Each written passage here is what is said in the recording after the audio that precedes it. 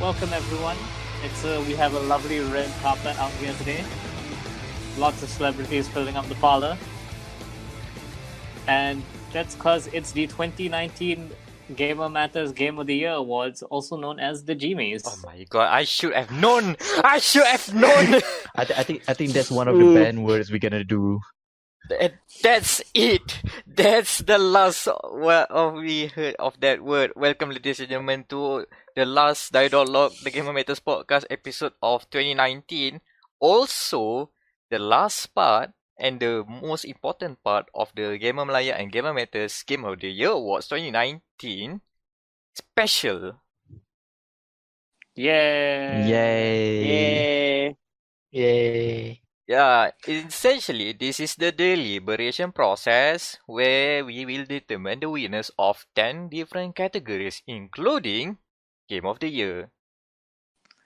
Yep. So we have all kinds of celebrities on the red carpet right now. I see, what's his name? Ryan Reynolds. He's wearing a lovely dress today. We could not approach him for comment, unfortunately.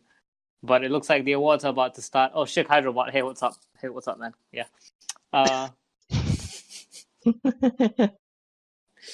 So, without further ado, let's introduce the panel of judges for tonight's entertainment. First and foremost, we have the lovely Mekronos. Who forgot to introduce themselves last episode. Yeah, I've checked. No, I forgot because we have Irham too. I forgot to count myself. Yeah. So, hello, I guess. And then we have Daniel the Flaky Daniel. Hello. Next, on special parole from internet jail, we have Irham. Sekiro was too hard. Wah. Shut up.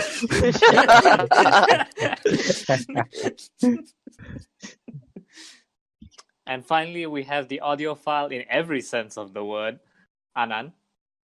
Yo. And last but not least, you have me, Wham. Let's get on to the awards process. So, like every good video game, we have to start with the main menu. First impressions are not everything, but they are always important. If you show up to a date wearing the blood of a sheep on a Ahegao t-shirt, you are not getting a second date. This is to celebrate the games that don't do that. And in general, just give us a lovely time from start to finish. The nominees for this category are Days Gone, Kingdom Hearts 3, Devil May Cry 5, The Outer Worlds, Borderlands 3, Metro Exodus, and River City Girls. So I am going to assume Mac would like to take the floor for Days Gone. No, I would like to assume the floor for some ground rules. So first things first, for all the categories, if there are more than 5 in the list, we have to narrow it down to 5 only. 4 honorable mentions and 1 winner. I am willing to gut Devil May Cry for this. But before we go there, okay, let's make a case for Devil May Cry first. Ooh. No, I am willing to say it's not top 5.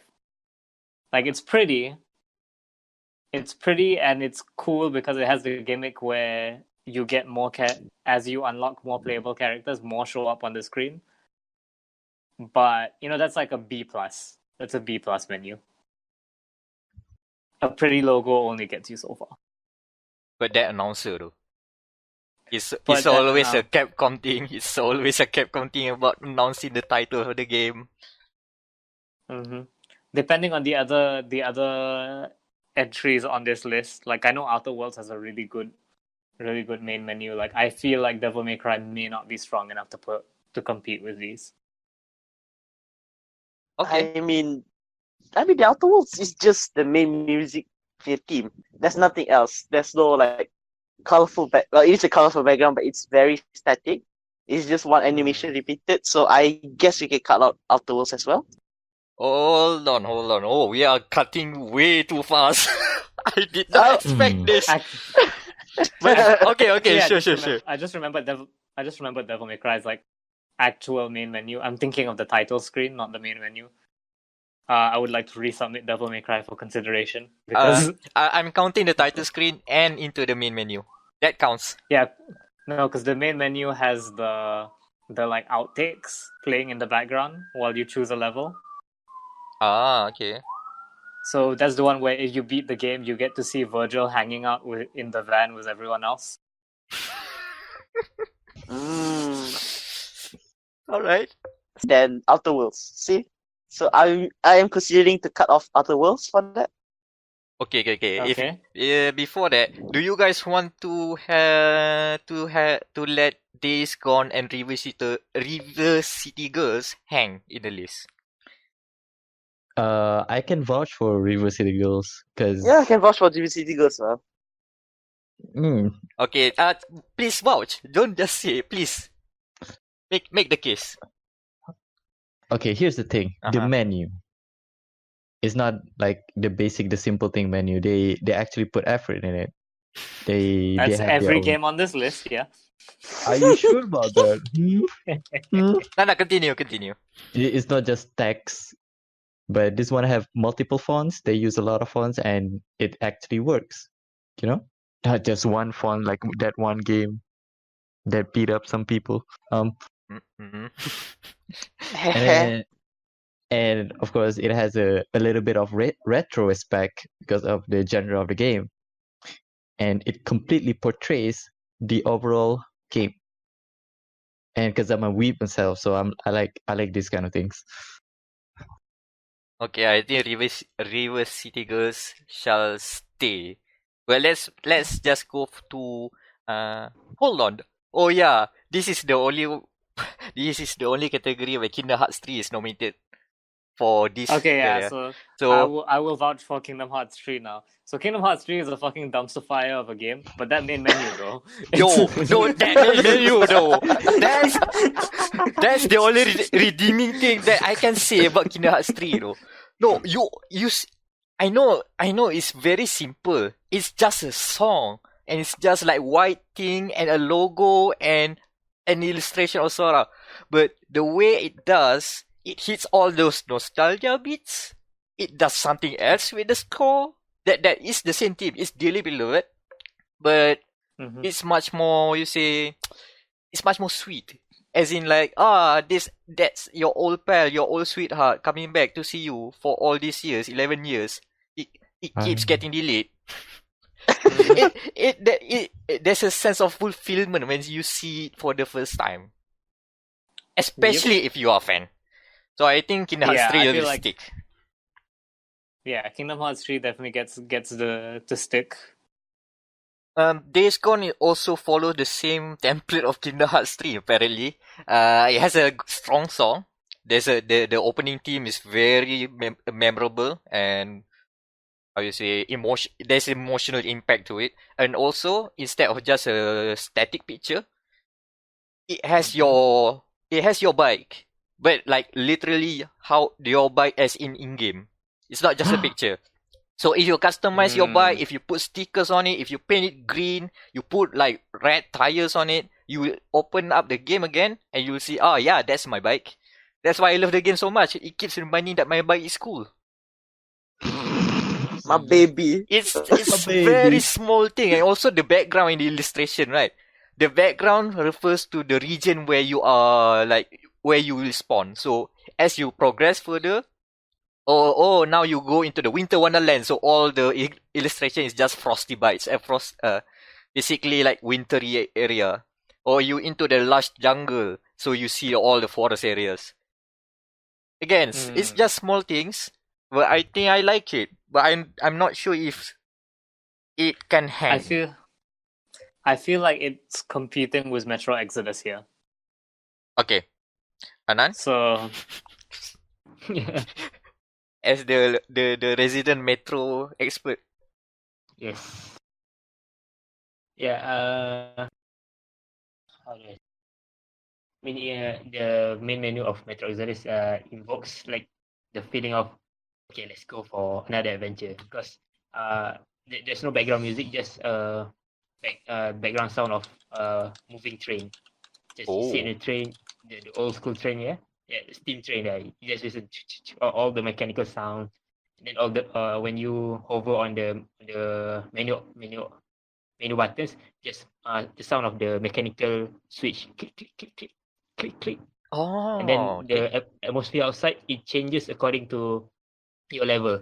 So let's say you're in the beginning, so it's all snow, or maybe you go through the or the forest level, you see a very lush full green forest. Maybe in the desert, you see desert. The the the scenery changes according to your level. So it's very it's a it's tactile lah. I don't know how to explain this. Okay, from what I get, it's like Days Gone but better. Uh, I haven't played this one, but yeah. Yeah, because of the it is environmental. It's not just a UI thing, right? Yes. Mm. Yeah, it reflects your current progress within that main menu. Yeah, that's the best part. That needs to be account. And I think we talked at length on the podcast about Borderlands 3's main menu as well, didn't we? Oh yeah, and I think we talked about the before we recorded, because the most important thing about Borderlands 3's main menu is that the menu will change when you get a hotfix, which is essentially like a last minute patch where it's just downloaded when you open the game. So just wait a while, see the signage say hotfix applied, and then just stay around and listen to Jasper Kidd's score, because that song is amazing. So, Metro Exodus versus Days Gone, who's getting the axe? Do you guys still want the Outer Worlds here? Because I would sacrifice Days Gone or the Outer Worlds. Outer Girls. I'll sacrifice for for the good of this category, I guess. You? Okay, so yeah, I thought we had already kicked Outer Worlds, so that's why I didn't mention it. I see. So, I mean, Outer Worlds still has an amazing song at the start, but that's it, I guess. The competition is with Borderlands because they both have that going for them. All right. So we have narrowed down to the 5 only, right? 1, 2, 3. No, 4, we 5, have 6 now. Okay, still have to go. I would say River City Girls will stick. Most likely, Days Gone might be getting the boot. I would vote for Days Gone as well, just because I feel like every list in here seems to have some sort of every item here seems to have some sort of progress tracking thing. Well, not except for Kingdom Hearts. But Kingdom Hearts is the exception. Yeah. As we all know, Kingdom Hearts is the exception to many rules. Yeah, I'm not feeling that anyone is convinced with Days Gone, despite my effort. So, yeah, I can move on with it. I can live with it. So, who should win? So, I wanna say River City Girl because it seems like it's got a good aesthetic going for it. But no, I'm just saying what's on the top of my head, man. All right. Like Revisited Girls, one cool function in the main menu is that you know how the it starts with an anime intro, right? With a song. If you skip the intro, the song just plays around, just keeps on playing, non-stop. It just smoothly transition into the main menu. It's on loop. So there's effort in there. Yep. But I think for my money, I still would be convinced that Borderlands 3 has the best main menus out there because it's functional. Like system level is functional and it reflects the seasonal changes. Like apparently at the time of recording, if you open the main menu, now it has all those Christmas decorations.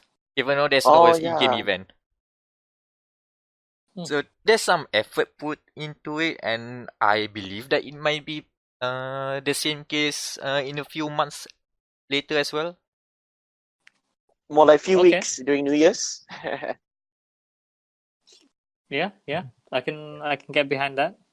Anan, what's your take? Hmm. And then it's For like, which one? I'm not sure about that. Okay. Do you want to defend Metroid, or Metroid's honor, ataupun just go with all of our choices? Your call. Well, while we wait for that, Ilham, your take. Are you still sticking with River City Girls to win this, or do you have any other? uh, some I just went and play Kingdom Hearts 3 opening again, and holy wow, oh my god, I know it's good. That's the only good thing about that game. it put me into shivers, you know. It reels me up and then put me down slowly because of the game is bad, but the intro, man, oof. Just because I like the the the artist who Dearly sing, beloved. Oh yeah. yeah, well, that's our childhood artist, so in comparison to this old game, try to get a boyfriend while singing anime song, I think I'll justify Kingdom Hearts 3. Okay, so Ilham's voting on Kingdom Hearts 3. I'll stick with Borderlands 3. One? Oh. Oh no, Daniel, you go first. Okay, Daniel. Okay, I'll go with Borderlands 3 as well because it's the only game you can see the most hated character getting what's it called, in bad situations all the time. You mean Oh yeah, Claptrap? yeah. Claptrap getting Yeah. suffered is always an entertaining. Wait, is it? Because I'd have to I never seen such video up on my Twitter or my feed about this kind of thing. It's a known fact. Every fan of the Borderlands game knows that. We don't Yeah, need to only true show. fans. Only true fans. Yeah, I'm searching it I'll up. have to give my vote to Borderlands 3 as well then, because like Max said, the functional main menu like wins out. And Borderlands 3 with a majority 3 out of 5 vote is the best main menu for 2019. Yay! Anna, by the way, what's your vote?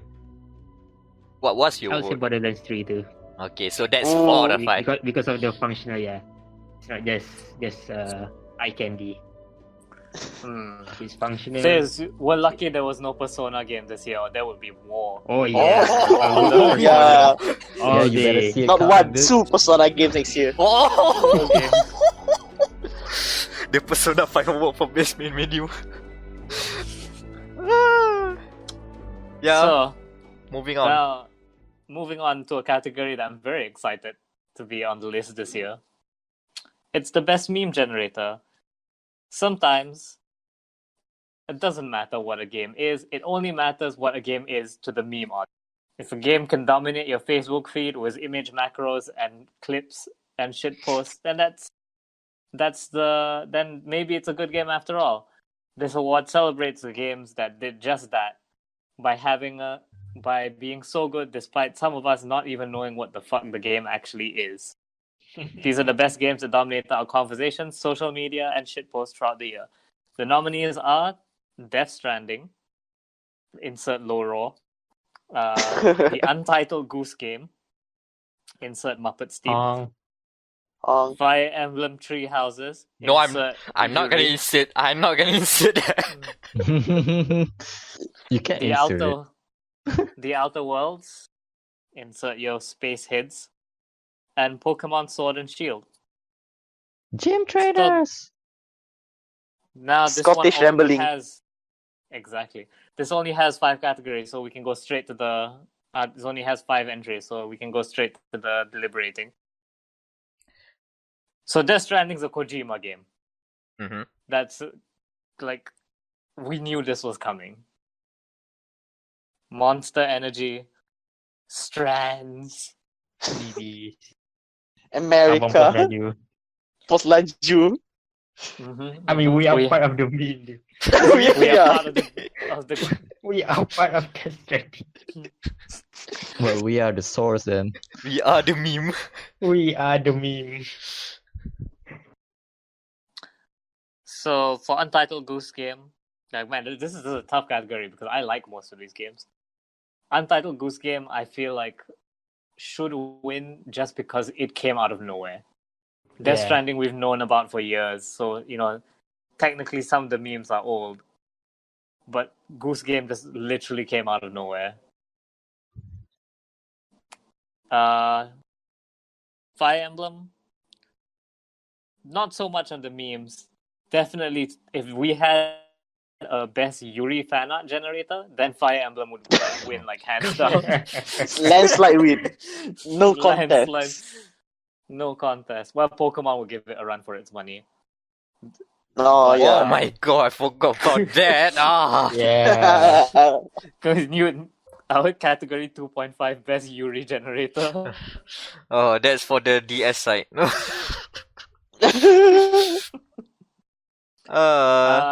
Outer Worlds.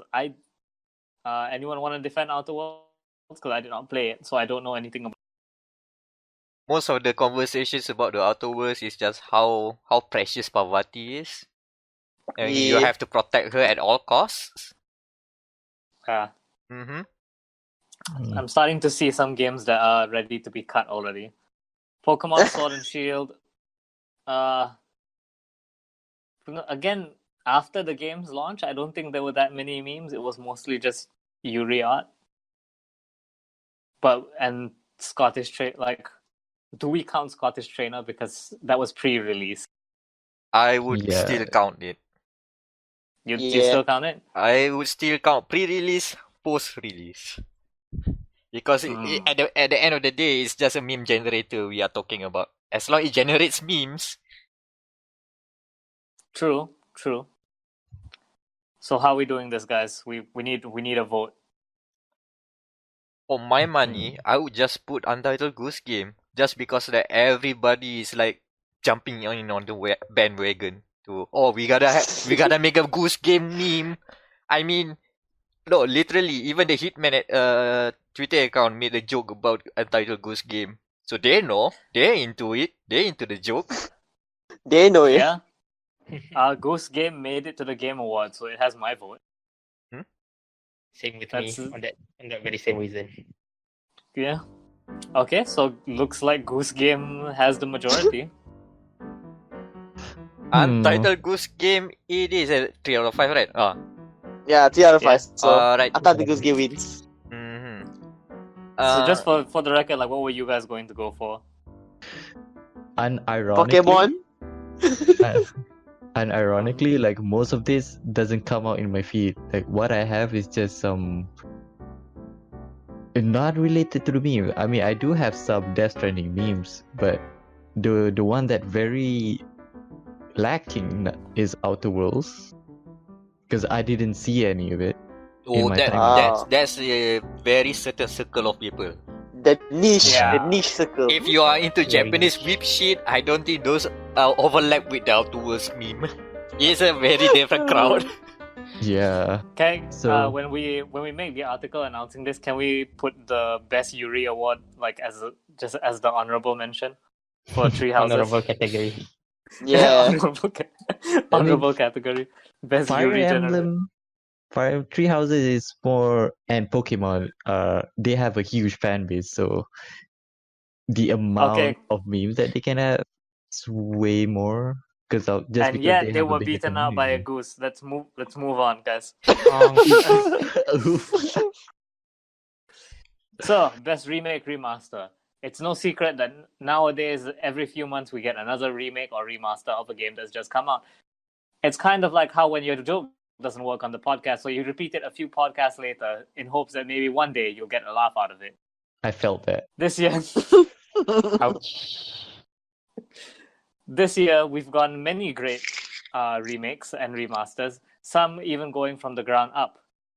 after all, after last year's Shadow of the Colossus, that seems to be the more common thing to do. Either the game holds up really well, or the new release spruced it up in a major way that made us love the same game all over again.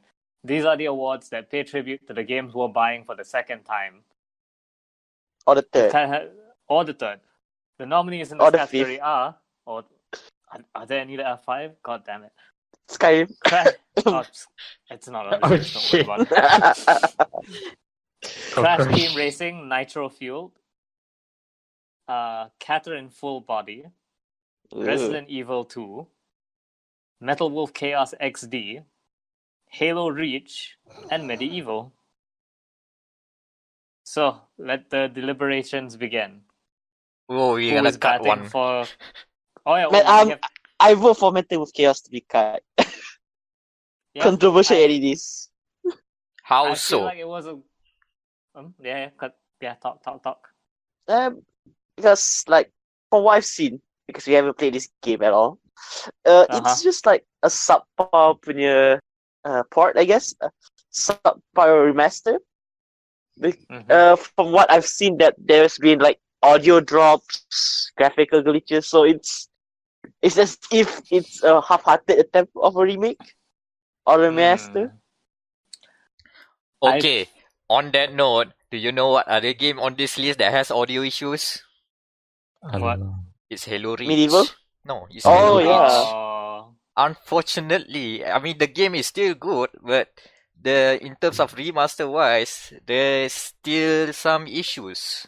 It's playable, but it's not what you expected in some ways.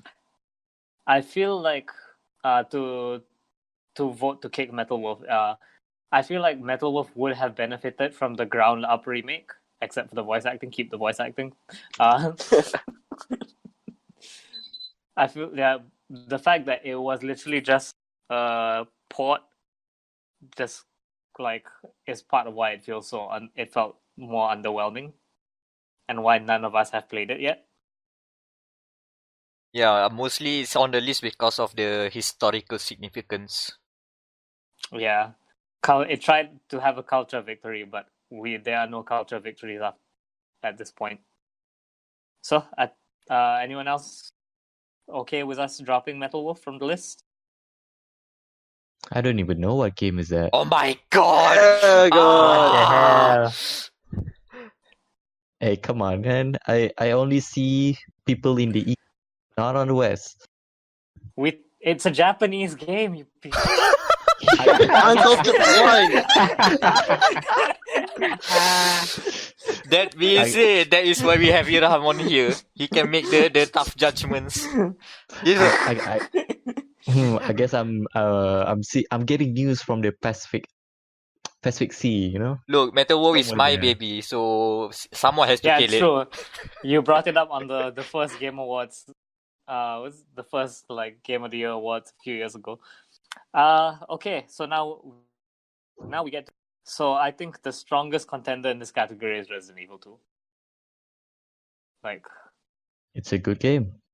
it's a good It's a game. good remaster.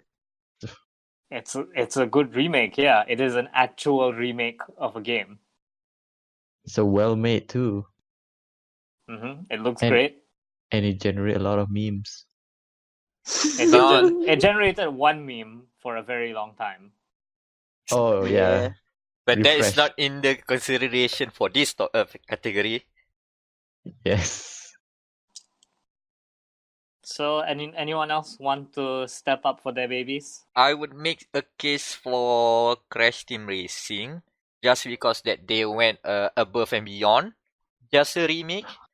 They made it a this is a dirty word. They made it a live service, but still, at the same time, okay, this is Activision. They are charging money. They are microtransactions, sure.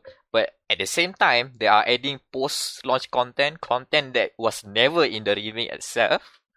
Like you can have Spyro in the card as an unlockable, and it does the battle pass thing as well. So if you're not paying extra, you still can get cool stuff cosmetic wise. This kind of reminds me of not Modern Warfare, Most Wanted 2012. Like Underground. it has the same it has the same name as an old game, but they seem to have changed it quite fundamentally. I would Yeah. disagree on that because 2012 is same name but different game. Mhm. Nitro Fuel is still the same game, but they just added loads of things on top. Extra things that you do not expect to have, but it's there. And if you don't want that, the original game that you remembered is still there. Huh. So, anything else? Anyone else want to bet for any other games? Like Medieval is one of the better of the remasters. It just Yeah, that's polishes what I was. it just polishes up all the art assets. It still looks like a PS1 game, but much more crisper. I mean, they remodeled everything as well, right? Because I remember Sir Daniel looks a lot better in this game than he does like Oh yeah. in the. Yeah, it's So not just it got poly count juice as well. it's not just upres. It's not just upres. And also they made like quality of life changes with the controls and stuff.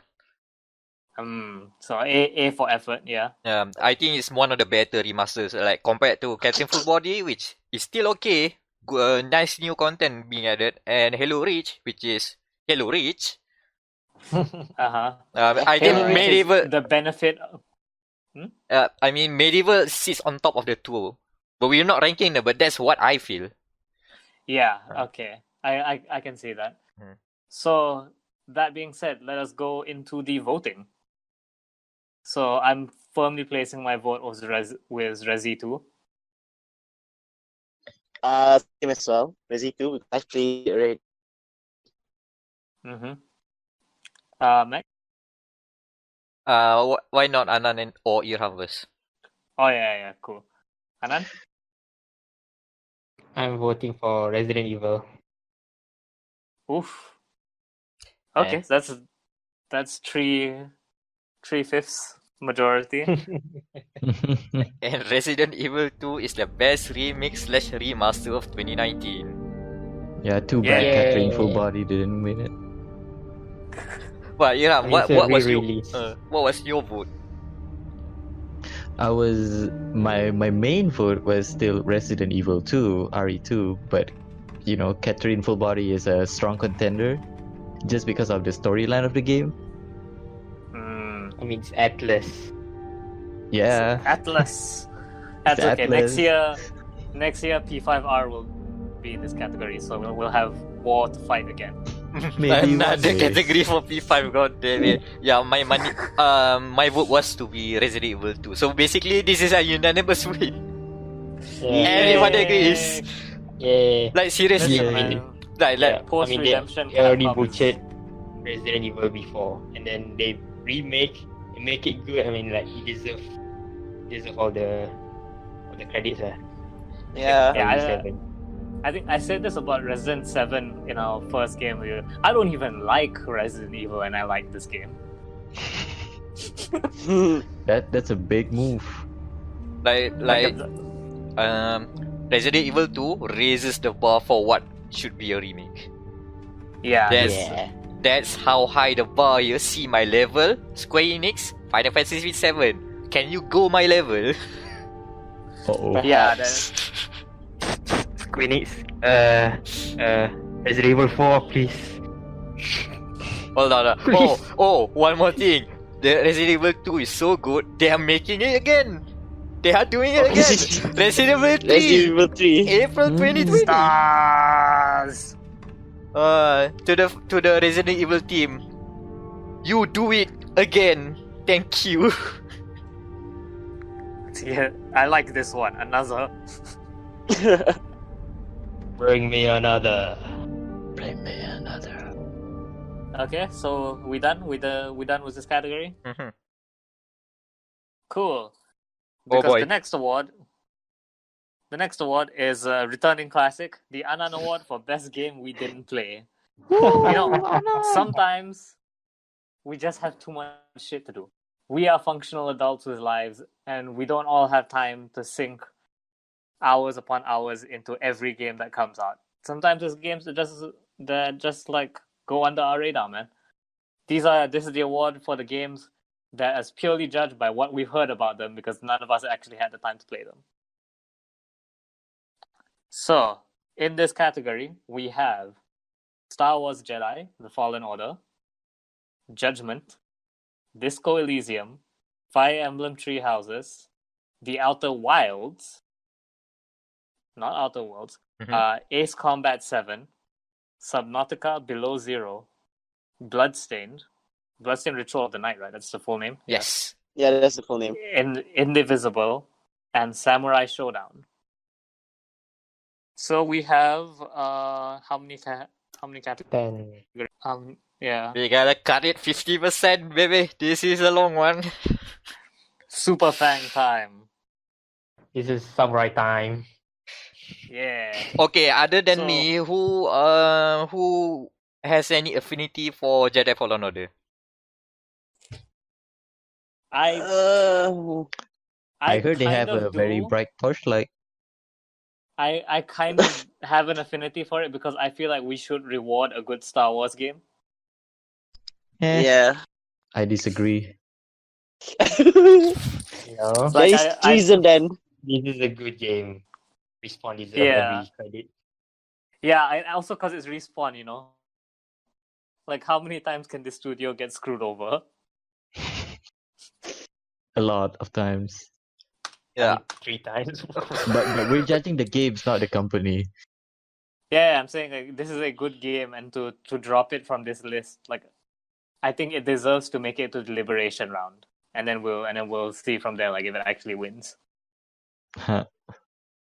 Yeah, again, we need to reach a consensus that all of these games we didn't play, but what do we think that that rises above everything else here?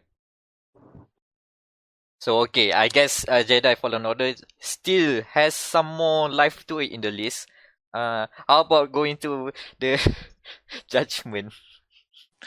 It's a Yakuza game. Why Those things Yakuza game? live in Stays. this category. Yeah, It stays here. exactly. It stays here. It stays. Okay, it stays. Look, I want to Stays. clarify to all you listeners. It doesn't mean that we keep on didn't play Yakuza games for a reason. We are catching up 1 or 2 years late. Yeah, there's just a bit of a backlog on Yakuza game. There are circumstances. I'm okay with dropping Disco Elysium just because I haven't seen much of it. Yeah, Disco Elysium, I put it there. I reluctantly put it there because I was so close into actually playing it, but I didn't, Mhm. which is why I just leave it there for at least for any acknowledgement. I do not want Disco Elysium to be slept on in these awards, despite we did no one here played it. But if Yeah. it is if it needs to be cut, I'm willing to do so. Yeah, I feel like it's honorable mention here. That's who Okay, at Who least vanished? at least it will be here still. How about Fire Emblem? you know what? I only know like a small part of what that game is, which is the dating sim portion. I know nothing about the tactics portion or the plot. So I can see the case for it to be cut. I mean, besides it's being just anime chess, yeah, I think Tea Houses can be cut. Huh. That's disappointing because I put this game on this year because I want it for the gameplay. But it's okay. I mean, I don't feel there's strong support for Fire Emblem. Again, like, really the only category it was a shoe in to win for was Yuri Generator. So And cut. and cut. Outer Wilds. How do we feel about this? I think it's a great game, considering the fact they had to live in the shadow of Outer Worlds as well. The name, god damn it. That fucking name. It's And the a Epic Games bullshit.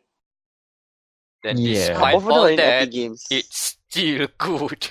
it is still a mind-boggling game. Yeah, I vote for it to stay. So No contest. It must remain. I want to see it too. Yeah. okay, so it makes it to the deliberation round. Ace Combat 7. Give it a cut. Yeah, just got it. Yeah. Yeah, I'm okay with It's cutting just Ace more. Combat. I mean, it's just more Ace Combat, which is for me, yeah, it's pretty good. But it's just more Ace Combat. Yeah. Again, not dissing the game. It's just that we don't feel strongly about it. Yeah, we can't defend this for too long. This is not the hill we want to die on. Subnautica, Below Zero. Yeah. It's just more Subnautica. So there we go. Wow, we are making through this fast. Okay. Which is not a bad thing. Not a bad Yeah, thing. same. Not a bad thing at all. How about Bloodstain? Bloodstained. It's hard. This is one of the better Kickstarter games. Looking at Yeah. you, Mighty Number 9. I want to make the case to keep it. Yeah. The Yeah, character is same. beautiful, so I vouch Yeah, it. I've played the demo and it's quite fun. So yeah, I'll keep it. Yeah. I would vote to keep Bloodstained as well. Alright, Indivisible. No. I am okay with cutting Indivisible because, as I mentioned during the pre-show, my proxy has issues, so I feel like he would want me to cut this from the list. Whoa. I will vouch for it, but I don't think I have a strong argument for it. So Yeah, I it's will just willing. it's just a platformer. No, I wouldn't just say that. That's a very That's an insult, actually. that's Oh, yeah. not good. That's a bad take because I think I- Indivisible does a lot of good things with the RPG and platforming stuff. That being said, I don't feel the room is very positive with having this game in this category. I'm willing to let it go. Mhm. Goodbye. Goodbye. Sam Show. Moon Sam Man. Show, I will fucking die for this game Okay. because, like I said, it's a great fighting game, and like it's of all the fighting games, it's one of the most fun ones to watch just because of the mind game elements to it. So even though, like, compared to a game like Guilty Gear or BlazBlue, even though you can do less elaborate shit with it, the tension of the games is real. Also, disarm camping meta is fucking hilarious, and that's why it should stay on this list. On So that that's note, 6. guess what game does not have human dismemberment? Star Wars. Star Wars. Star Wars. Alright, so sorry, Star Wars. So we Big have set. cutting Star. Yeah. Right. No one's gonna watch for Jedi Fallen Order, right? No, sadly. Okay, no. That's a strong sounding of no. Unfortunately, but Jedi Fallen Order is good. Good to know it's a good game. Mm-hmm. So now deliberation starts. I may have jumped the gun a bit there with my Sam Show defense. It's okay. You've made a good call. How judgment is important because this is this is now the game that if you want previous Yakuza game style, Judgment is now the place to get it. As Yakuza, the main series is going to be a Persona game, a full-on JRPG, turn-based Yeah. mechanics and summons. Yep. How much wacky shit happens in Judgment? Because I feel like Judgment is still overall more serious than Yakuza. It's more serious and also wackier at the same time, but I cannot recall on top of my head what other wacky stuff. Yeah. Other than like doing skateboard stuff and the stupid name, what's the harasser guy that's called Oh, almost Ass. like Ash Ketchum. Ass Catcher. Catcher. The that sub stories are wild, as wild as always. sounds so familiar. Hmm. Okay, so put a pin in that.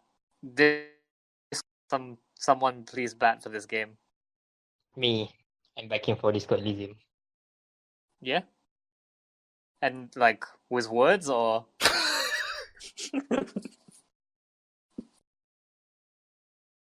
okay. I mean, how do I say? It kind of resonates with my, let's say, with my highlight in terms of the game style.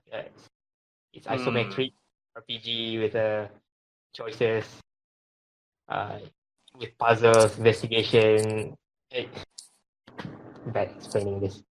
Like it reminds me of Shadowrun games instead of that, and also expansion with like choices in Fallout, in whatever whatever that. So it's a combination of games that I like that I've played so far in my life. So things like okay. that. So for Outer Wilds, I feel like the amount of weird stuff I've heard that you can do in this game is really, really good. Like was it the Quantum Star or something like that? Yep, that's the one. Like chasing that. Yeah, that sounds fucking amazing. And space exploration is a great medium for your game. And I think if you get into the close range of the star, you have to reset, do it all over again. So there's some time traveling mechanics, I guess. There's Majora's Mask thing. There's going Majora's on. Mask, yeah. Or rather, there's like new returns mechanic. We went from one great comparison to one not so. So Bloodstained Ritual of the Night, I feel like you can play this game so many different ways. Like the amount of like combat shit you can do in the game is really, really cool. I mentioned it during the pre-show. My friend nearly broke the game by having too many on-screen projectiles at once. Wow. Yikes. Yeah. That's how the game is good if you can break it like that. Yeah, exactly. That's how he's good at all this at games that let you customize shit. So, and like I said, for Samtro, a great fighting game because it's great to watch, great to play. Looks great, and I seriously hope it's Evo main stage next year as well. So, with that, we need to vote on this shit. I'm going for Disco Elysium because it's that amount of weird. Like, the intro is seeing you talking with Death, as lizard style with Death. So that's already a good start for me. Okay, I assume Anan is going for Disco Elysium. Yeah, I mean the experimental nature of the game itself is refreshing. So it's combining all the different elements of different games. It's like a game I did not know I wanted. Yeah, Wow. those are the best. Anyone else? We need one more for Disco Elysium, or anyone want to rep their other choices? Irham, why not you go? Huh? This is like out He of did my the anime, Oh boy. like, this is like out of my judgment and anything. And Judgment. No. The only game that I know here is either Ace Combat, basically the one that's in the red. So your vote is invalid. Yes. So which one of these do you think is the best? Just by words alone. Yeah, just from our deliberations. Nah, I don't trust the words of humans. Oh my What I gosh. see, I picked the one with anime girls, Bloodstained. Okay. Ooh. I am going to give my vote to Disco Elysium because Anan makes a good point. I feel like a highly experimental game should be given this award because it's a game we've all said we want to play it. We just, for whatever reason, haven't gotten around to it. No money. No man. And Disco. That's what I was implying. I mean, it's not that expensive, yeah. No, I'll probably buy when I got my salary. Yeah. And Disco Elysium wins the Anon Award for best game we didn't play. And for the record, my vote was either the Outer Wilds or Disco Elysium. I purposely did not vote so we can have a longer conversation. I need to hear you guys' opinion as well. I do not want to be the sole trouble. Yeah, trouble. this is like a court trial between me and Mac, and then you guys are like the witnesses. I will like Juror. if you guys can make the vote that swings a winner, I will let you guys do it because I have my opinion. Bitch! Pitch them. Oh boy. Next one. Okay, so next category, best racing game, funded by Rich Energy. So, as we all know, racing games are the best genre of game. What is a battle royale? It's a racing game without cars. What is Dark Souls? It's a racing game, but you're racing against death, except for you get lapped multiple times because you die a lot in those games. What is Persona Yeah. 5? You're racing against time. You literally stole my joke from 2 years ago, but sure. That's what we do. We refresh. Refresher. God That's damn. my joke, the royal. See you next Okay. year. The nominees See you next in this category. Nominees in this category are, for once, racing games came out this year, so we don't have to fill it with a bunch of junk. Yikes. Good. Big guys, man. Need for Speed, F1 2019, Grid 2019, Dirt Rally 2.0, Dangerous Driving, WRC 8, the Grand Tour game, and Crash Team Racing Nitro Fueled. Alright, so We Since- have 3 to cut from this before we can start deliberating. I'll just go on straight record and just cut off F1 2019. Okay. Okay, but why? Okay, cut. Because, as I said in my review and yesterday during our deliberation, it's just a bad. It's just, the yearly releases and the bugs and all just makes it a bad time, I guess, as a game. Okay. Uh, Okay. And then, that's one. Another one from the Codemasters Downfall arc. Dirt Rally, as one can cut off. Okay, but It's why? a good game. It's a good game, but the DLC is 400 ringgit. Yikes. Ah. And as the words of James Sterling, no, DLC should not be expensive. Okay. Mhm. So now we have only one more thing to cut out from this. one. Look, No, if two. Hmm? Two more, right? Actually, no, one, Five. two, That's- 3, 4, 5.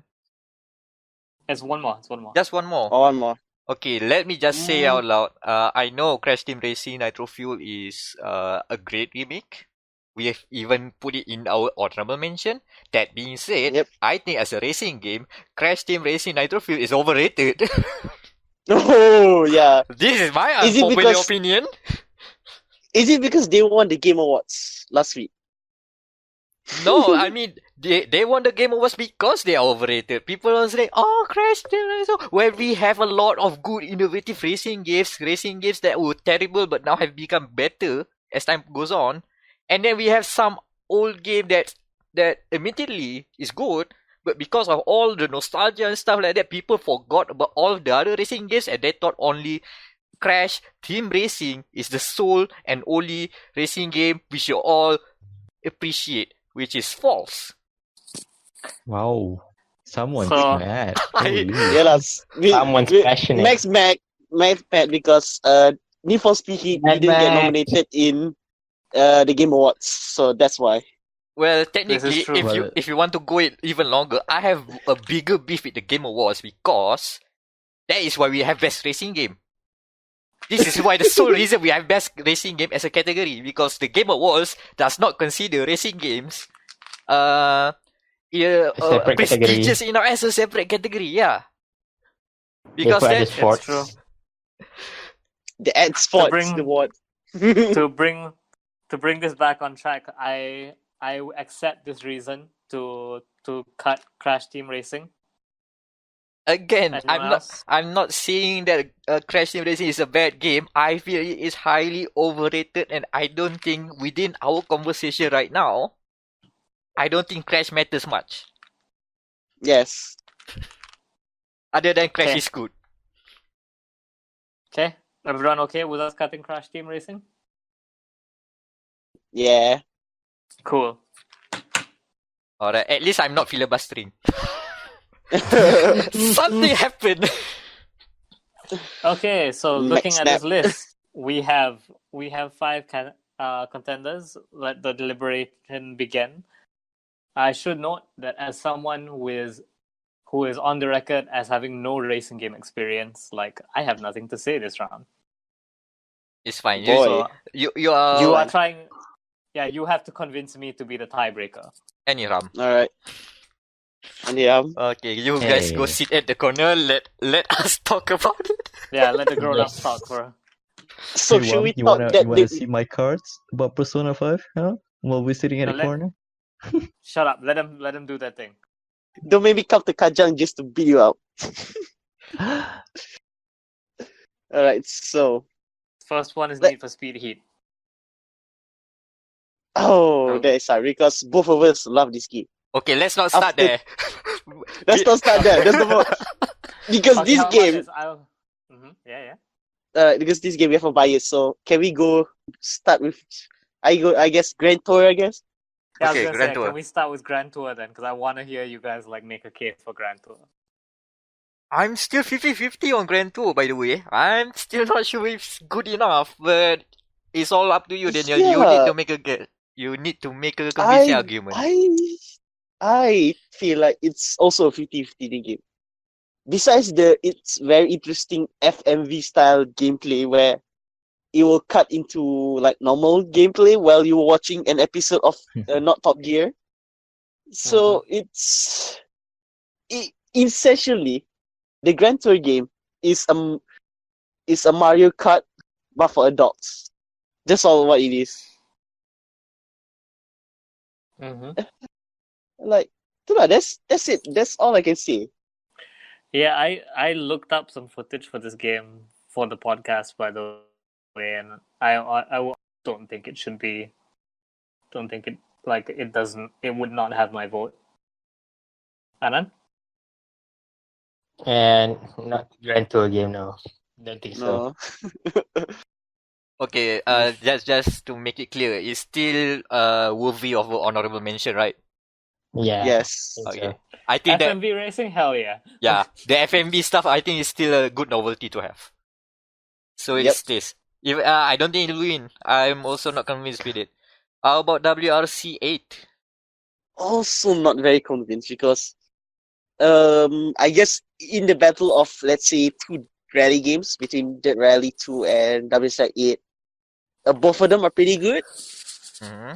Tapi WRC 8 has this, like football manager mechanics where you have to literally keep in check your team, your workers. You have to make sure they're not tired after a race. So I like that. I like the challenge. Tapi the problem I have is like, besides that, the content is bare bones, more or less, because you're basically just upkeeping the same team until the end of the season. More like 12 rounds like that. So it's also not worthy of a win, I guess. But to make a case for an honorable mention is that I think for WRC 8, it gives the rally a run for their money. It's a good alternative for if you are looking for a rally game, It's a full game. and it's getting It's better. a- And also, it's a full game. It's getting better, and also it has a Proton Iris. Yes, bias. Yay, Proton. That's the best argument I could make for WRC 8. Okay. How about dangerous driving? Dangerous Driving by Three Fields Entertainment. Basically, Burnout 3.5. That's all I can say. It definitely looks like Burnout. In an alternate universe where Burnout does not get EA money. Yeah. Mm-hmm. I think it's solid enough, but it should done more than just like recall a nostalgia bit. And without Yeah. the EA money, which spoiled me of Burnout, by the way, it really looks rough. But that is what Burnout was. That is what Burnout. I admit that is how it should be. If you are going back to the roots. Mm-hmm. Mm. Mm-hmm. Also, Maybe Spotify they just playlist. driving too. Spotify Oh yes. yeah. You can listen to this podcast while playing it. Maybe they just driving too. Or whatever you call it then. They just gonna call it They're just driving too. Don't worry. Great. Great. Ooh, this is a nice.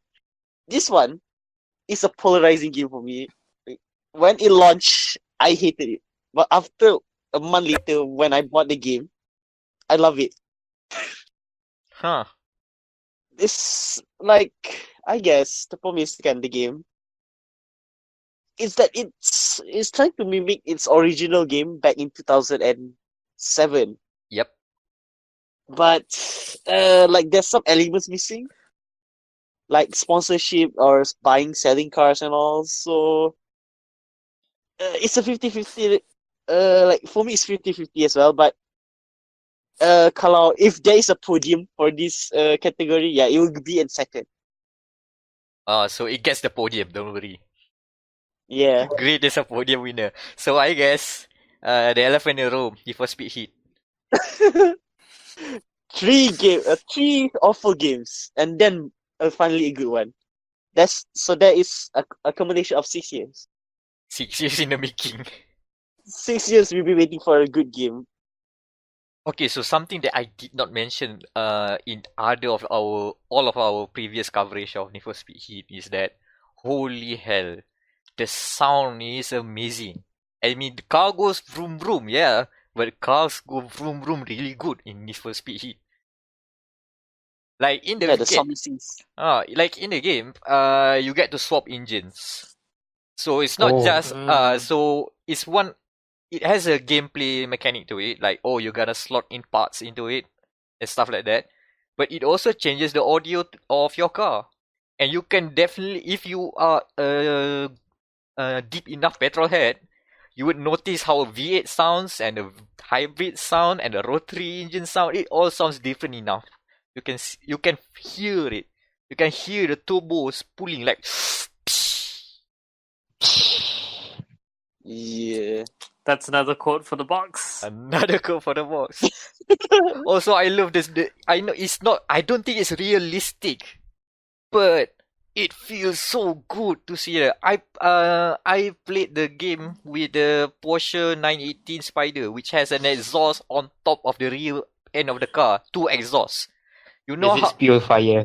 it spills fire, not sequentially. So sometimes only the right side of the exhaust goes on fire, and then sometimes on the left. Oh. So it's like pop, pop, pop, pop, pop, right, left, right, left, right, left. It looks amazing. And if you want to go even crazier, you can change the color of that exhaust. I mean, the flames from the exhaust. You want to make it green? Sure. Mhm. Yeah. Somebody say RGB. Oh yeah. Yes. It has Oh, underglow. yeah. Fuck yeah. It has RGB everywhere. You want to lip lap all the way? Sure. Yes. Can. Oh, you can even customize the exhaust sounds.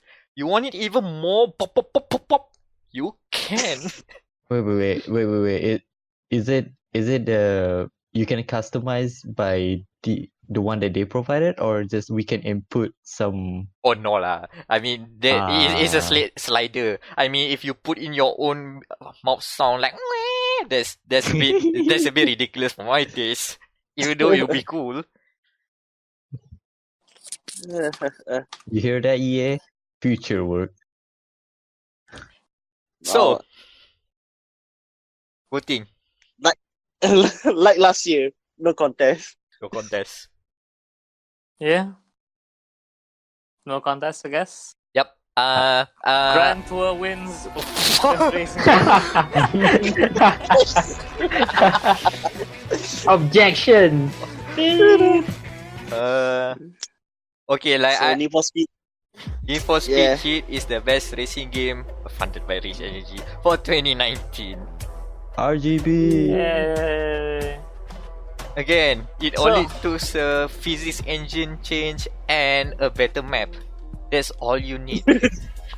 And vroom vroom. Vroom vroom as And- well. Don't forget Lots of- RGB. And Nah, RGB. fuck RGB. Yeah. Oh, Okay. Guys, we are So- already halfway into the show. Can we have a 5-minute break? Brief recess? Yeah, brief Yeah. recess. Yes. Okay. you know what's a good time to take a break? This segue to our sponsor.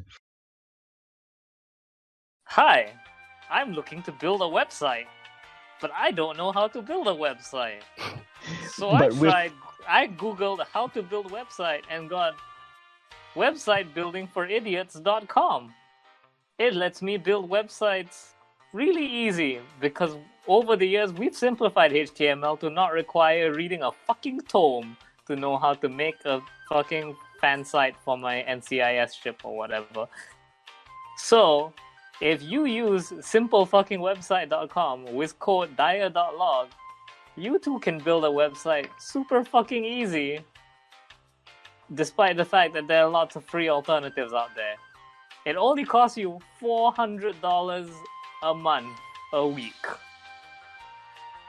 Don't forget to use our promo code dire.log. With that, you can have a 99.9% off on your first purchase. Oh my god! Did you see that? You can only have to pay for 2 cents for a week. Then you have to pay $4.99 for the consequence. This Why are show you is waiting also now? This show Oh. is also brought to you by personalinformationthieves.org. So you know how you know how we use horoscopes to justify our shitty behavior because the position of several balls of gas thousands of years are somehow causing you to be an asshole. What if we didn't use space? What if we used blood instead? We're gonna give your blood to a bunch of strangers who are gonna sell it to Google. You And mean Facebook? or Facebook. They work, whichever one's going to pay high. In fact, you can't even buy it, they can both buy it. We'll get more yachts that way. But if you buy this, we'll write a bullshit essay about your life, telling you about how your hair color is black because your family's hair color is black.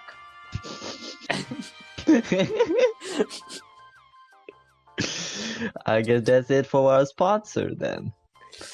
So, for only $9,432, we can send you a kit that you can piss or shit or bleed on. It doesn't really matter. But because the paperwork you have to fill out while writing this, we're gonna sell that to Google and Facebook, and then we'll just send you back the bullshit essay. So use code dire.log on checkout to get $50 more on your purchase because we'll send you the extra big tampon for you to shit on. Thanks again to our sponsors, and thank you for supporting the show. We went that low for that. So we went that low. I went We to did. Yeah. I went for a restroom break, and that is what happened. God damn it, guys! It's gonna be on record, by the way. Yeah. Ah, Man, I wish the real sponsor comes soon, huh? Am I right? So, the next category on our list is best aesthetic. Because a game can look like a fucking potato, but if it's got style, it's got style. The best aesthetic is for the game that best uses style, a combination of art style, sound design that makes it stand out from the beige of normality. So we can be looking at games with strong colors, music, or just a game that just feels good to be in. The nominees for this category are Daemon X Machina, Disco Elysium, Samurai Showdown, River City Girls, Blasphemous, Sayonara Wild Hearts, Void Bastards, Hypnospace Outlaw, and Ape Out. We have how many nominees is this? 4, 5, 6. We have 9. four to drop. Yeah. Oh boy. So where do Void we Bastards will start? stay. Void Bastards stay. Okay, well, I like that style. I have a companion with this one. Yes. That one stay. Which one stay? Void Void Bastards. Bastards. Mm. I would vote to keep. Like, cause I am torn here. My vote is being split right now between Blasphemous and Daemon X Machina, because these are two very good-looking games.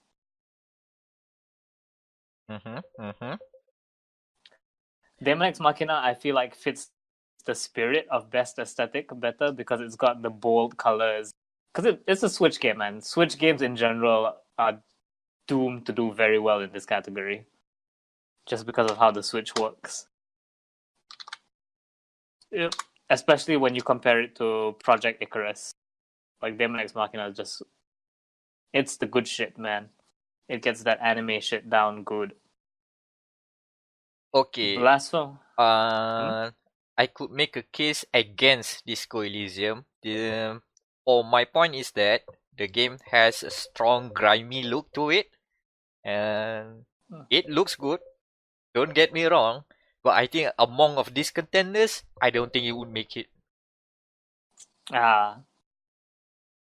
Unless someone here is really passionate about Disco Elysium as an aesthetic. Not as a game, as an aesthetic, as in how it looks, how it sounds, how stylish it is. And I guess no one is that enthused with Disco Elysium in this category. I think we can cut it up. Yeah, we can cut it. Okay. I am okay with dropping Samurai Showdown, because ultimately it kind of just looks like a slightly polished up Street Fighter 4, and I'm not a really big fan of the Street Fighter 4 aesthetic. Ooh. That being said, the Ishins are still fucking cool. That's the one thing that will keep it on the list is the Ishins. But Ishins other than that, they're like the supers, I think. They're the ones that like the screen goes red and black. And yeah. Alright. Yeah. Yeah, the point that I put Sam Show here is that the game's aesthetic is boldly Japanese. It is boldly Japanese. Like it's not like Japanese art. No, it is like culturally Japanese. Yep. Which is really refreshing to see. This is true. So, on that same category would be Blasphemous, because it is so Catholic it hurts. It's a great world to be in, man. Everything about that game is so fucking Catholic. So we can cross that out? No, I'm saying that's my reason I want it to stay, because it looks so good. Like, everything in the world works, you know? It blends, it's working together, and I feel that's what best aesthetic should be. So I wonder who put Ape Out in this list. What do you don't like about Ape Out? It's like a VR game, super hard. No, it's not. What do you mean? Okay. Go on the side there. Also open the sound. Have sound on your side and look at the gameplay. Because Ape Out, even though it just looks like that, it complements so well with the soundtrack, which is basically like improv jazz, like playing, and also the hectic gameplay of being a gorilla on the loose blends so well with the aesthetic. It just meshes so well. It reminds me of chaotic Tom and Jerry. Yeah, perfect. Mm. So on that note, because I completely forgot music was a thing, Daemon X Machina has metal music yeah, that's why I'm gonna keep it in. when you fight the big. I want to see Demon sticks around. I think for me, which just cut out Hypnospace Outlaw. I mean, the aesthetic is pretty good, 90s computer, and the MIDI files and also. Tapi, well, if you look at the list, kan, it's quite like, it's so, but still, Granny Scream hot butter ice cream though. Yeah, that's the thing. Hypnospace Outlaw strong point is the butter ice cream. Also, inside the world, there's a genre. There's a specific genre of music. It's called cool punk. It sounds That sounds like a boomer thing. it sounds exactly what you expect. I mean, if there are internet users in 1999, probably a boomer, I guess. Yeah, by now lah. I know. If you're using the internet in '99, you would be a millennial because you would be born in the '80s.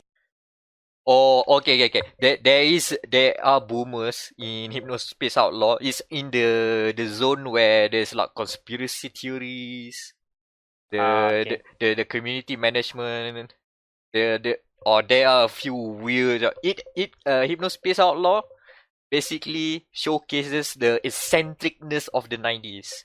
All the weird stuff in the 90s is both celebrated and derided.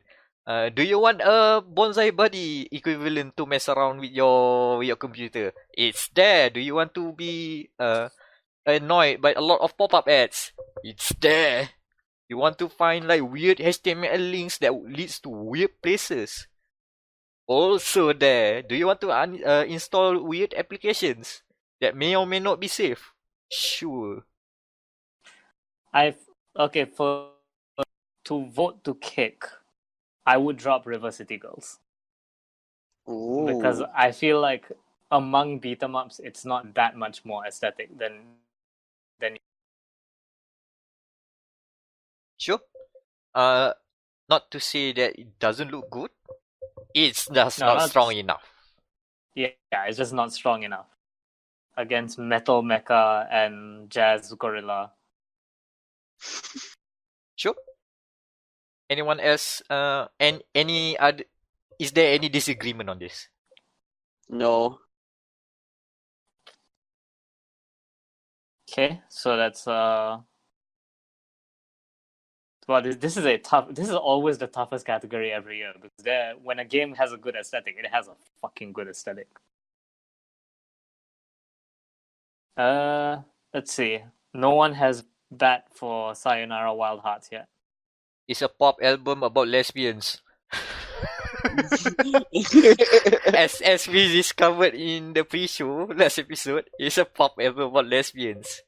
But it depends. If you guys really sold on the idea of a lot of pop songs and a lot of hectic but very clear and distinct fast animations with very bright colors. I like it. It's just that the something about like the neon color, the neon and the colors just kind of like it feels like I've seen it before. That's my main problem. Sure. It's more that it's more that it's well executed, but I can understand your argument. Yeah. I mean, I can go either way on it. It's just that's the first thought that comes to mind. The fact that the poster has them doing the Akira pose doesn't help either. All right. I feel strongly about Ape Out because Jazz Gorilla. Hold on. Let's go back with Sam Show. Do you want to have Sam Show still running here? I am okay with it being dropped. Like again, for the same reason as River City Girls. Like it's a great aesthetic. I just feel like it having trouble keeping up with the rest here, because everyone else here is a really strong contender. Okay, anyone else have any opinions on this? No, he has a point. I would gladly So drop that, even though I really like the improvement of the aesthetic from SNK. But still, Yeah, we the fucking haiku super.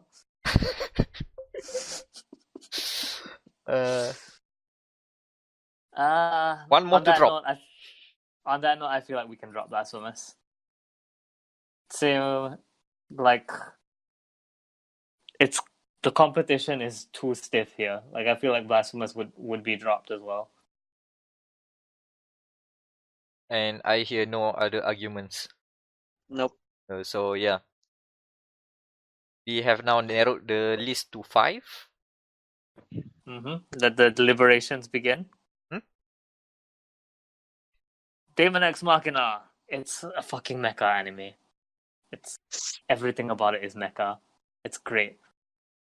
You have the fucking metal soundtrack that plays every time you fight a giant mecha. It is Japan jank at its finest. Wow. Characters have weird names like Panzer Queen, Guns Empress, and there's a character who's just called Nemesis. Yep. So it's The it's hallmark- all the good. Yeah, the hallmark of a Japanese jank game. The names. Yeah, man. You can name your mech any kind of Japan jank name you want as well. Naturally, there's a sword. I think there's a sword called Excalibur in the game as well. I can't remember. But yeah, this is me defending Daemon X Machina, man. It's a good time. Like when you fire missiles in the game, they have a blue aura around them to show that that's your missiles. It looks so good because the rest of the background is red. Like shit, man. What else? Mech, defend your rhythm lesbians. I have not much to say other than rhythm lesbians. I mean, it's more that I like what I see and what I hear. It's Okay. not. There's not much other Uh, than to say that it's what I see and what I hear is well executed and it can still stand alone. Even if the gameplay is removed, I would still listen to that bopping pop album and music video. Okay, Void Bastards. Okay. This is a UK comic book. It has a UK comic book style. As in, you start with the game, it has like the lettering of Void Busters, issue this and this. And all of the fonts are like comic book style fonts. And all of the characters have lot of black outlines. And the color is very striking. It's popping it. You cannot make a video game, comic book aesthetic game this good. I mean, I haven't seen this good. Yeah, I'm looking at it now. That's Wow. that's a good one. That's a good one. And I love the fact that the enemies are all just 2D sprites with limited animations. And they still look good as stills. Yeah, just from screenshots, this game looks amazing. And when I say British, they went really hard on with the British. All of the accents of the voiceovers are all British / Scottish, I guess, and which resulted in the very UK centric puns. So Hypnospace Outlaw then? Well, if you look at the word aesthetic spelled like how we spell it, you can put any screenshot of Hypnospace Outlaw and side by side with anything that you consider that sort of aesthetic, and it fits. That is aesthetic. And boy, the game it does. Of course, it doesn't mean it should win. It is an aesthetic. But it is Yep. an aesthetic that, it is well executed as well. They went there and they landed hard on it. And lastly, Ape Out. Jazz Monkey. Just Chaotic Tom and Jerry. I think the best part of Ape Out is that everything works in motion within gameplay. Yeah, I that think makes sense. that's the slight edge of Ape Out, from my opinion, among the other games here. So yeah. Okay, so I guess we shall now move on to the voting. Anand, let's start with you. Let's see. Hmm. I'll vote for Demon Ex Machina. Ooh. Spicy. That is. Irham?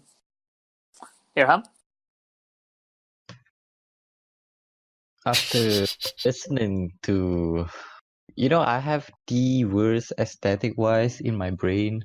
Oh, So your definition of aesthetic is very different then. yeah. What I'm thinking of really good are not that good to other people. So It's okay. Don't worry. They can't hurt you from here. You're safe on the internet. so base. So I'm using your argument lah. So I guess Hypnospace Outlaw looks pretty cool. Ooh. Okay. That's Yeah. a convincing opinion. Mac, you. My problem is on the list, 4 of them are my babies. And Same, man. And I would root for Demon Ex Machina as well. So I have no idea where my vote is going to be. Because I Daniel? don't care anyone wins here. I'm still gonna be happy. Daniel, how we doing this? It's 2-1, right? So I'm going to go for Hypnospace Outlaw. So that's 2-2. Oh no, it's So- it's 2-1 now. I haven't voted yet.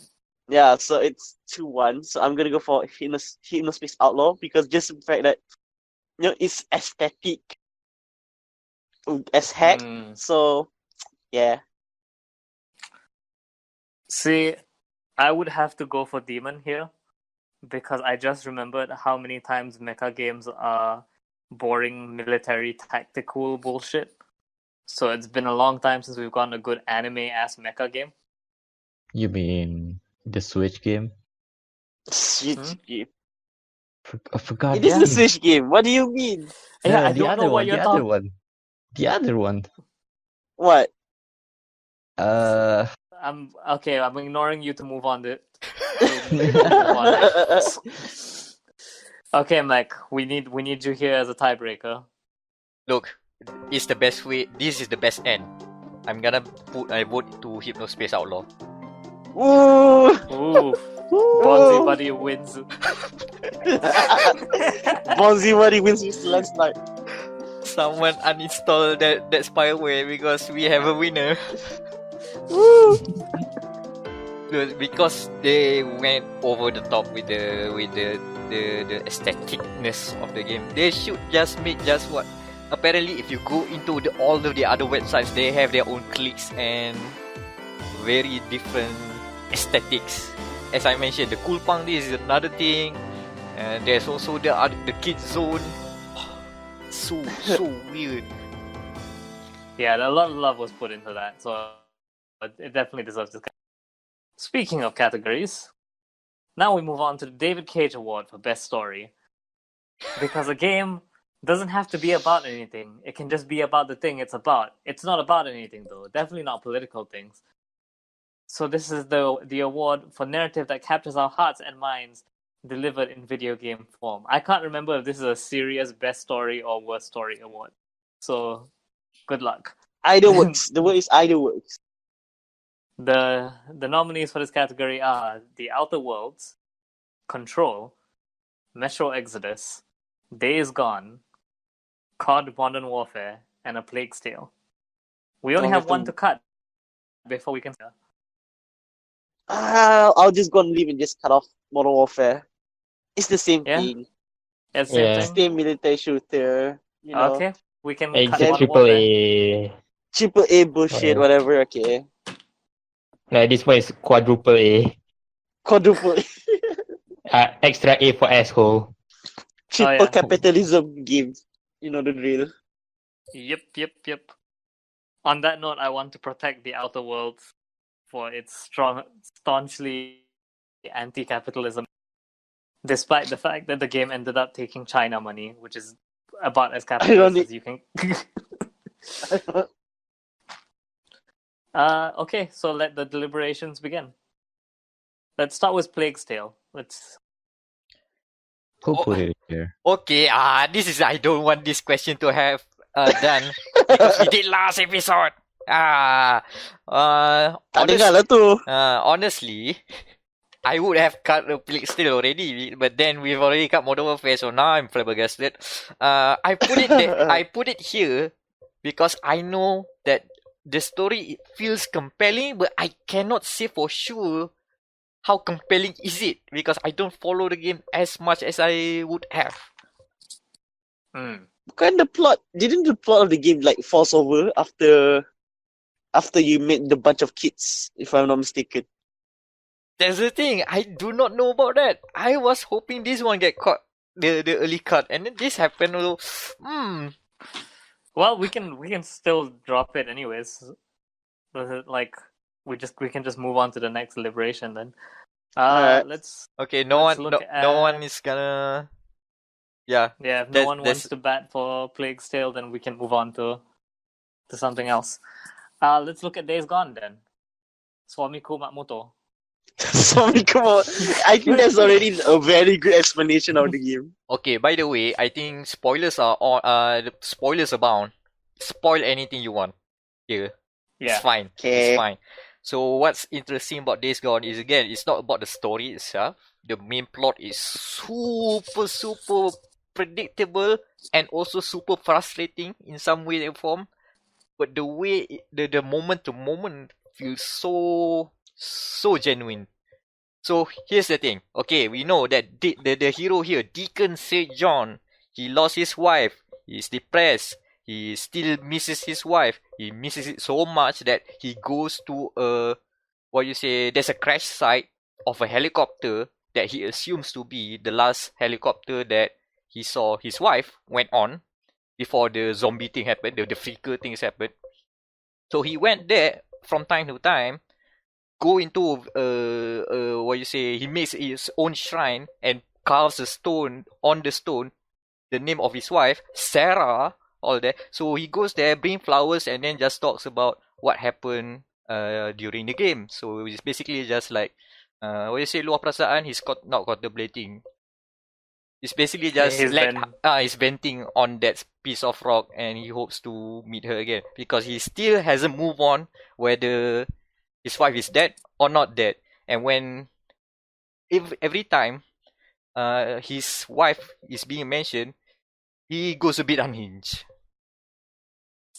So there's a genuine story about how a biker dude is grieving for the loss of his for his love.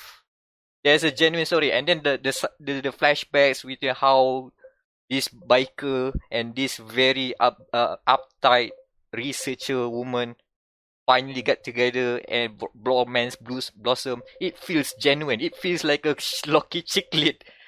But but it's delivered well. Although I know some of the cutscenes out of context sounds really weird. Apparently there's a wedding scene where the Sarah basically just say, you can ride on me anytime.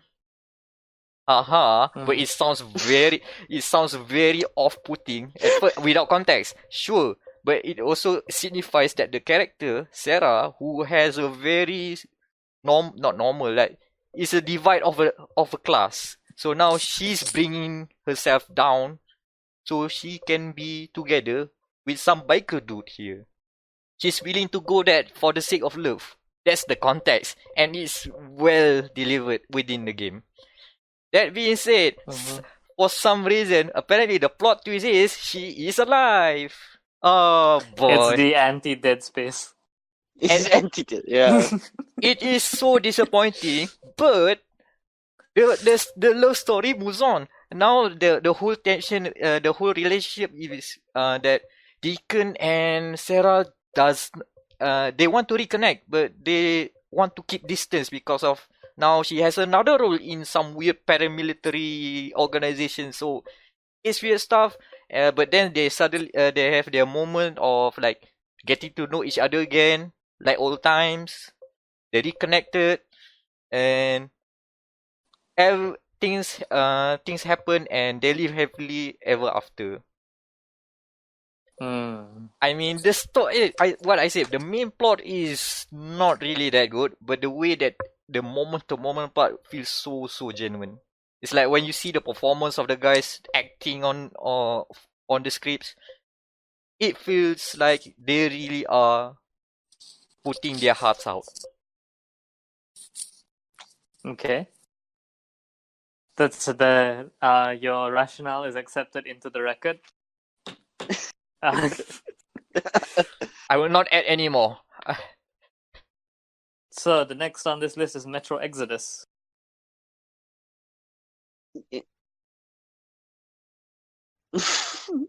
No? Anan? Guess not. Okay. I'll just have like a few words, I guess. Because Metro Exodus is like the third game in the series, which is still following. Is it following the books? I don't think so. This is their own version of their interpretation of the games. So now they are going outside of the what's it called Metro. Hence the word Exodus or exit. Hello. Yeah. Uh Oh, hey, he's back. Oh, hello. You guys didn't hear me. yeah. No. Okay. No. Okay. Let me give my comment. Okay. Okay. So, Metro is the third installment of the Metro series. So instead for this for Metro Exodus, instead of all just the dark tunnels in Russia, you now venture out into the open world, which The is dark and dank Russia. dark and dank Russia to the wide and beautiful Russia, to the snow, to the desert, to the forest. And you explore it all on a train that feels mechanical, that feels alive, that feels tactile. Okay, like the atmosphere has been opened up.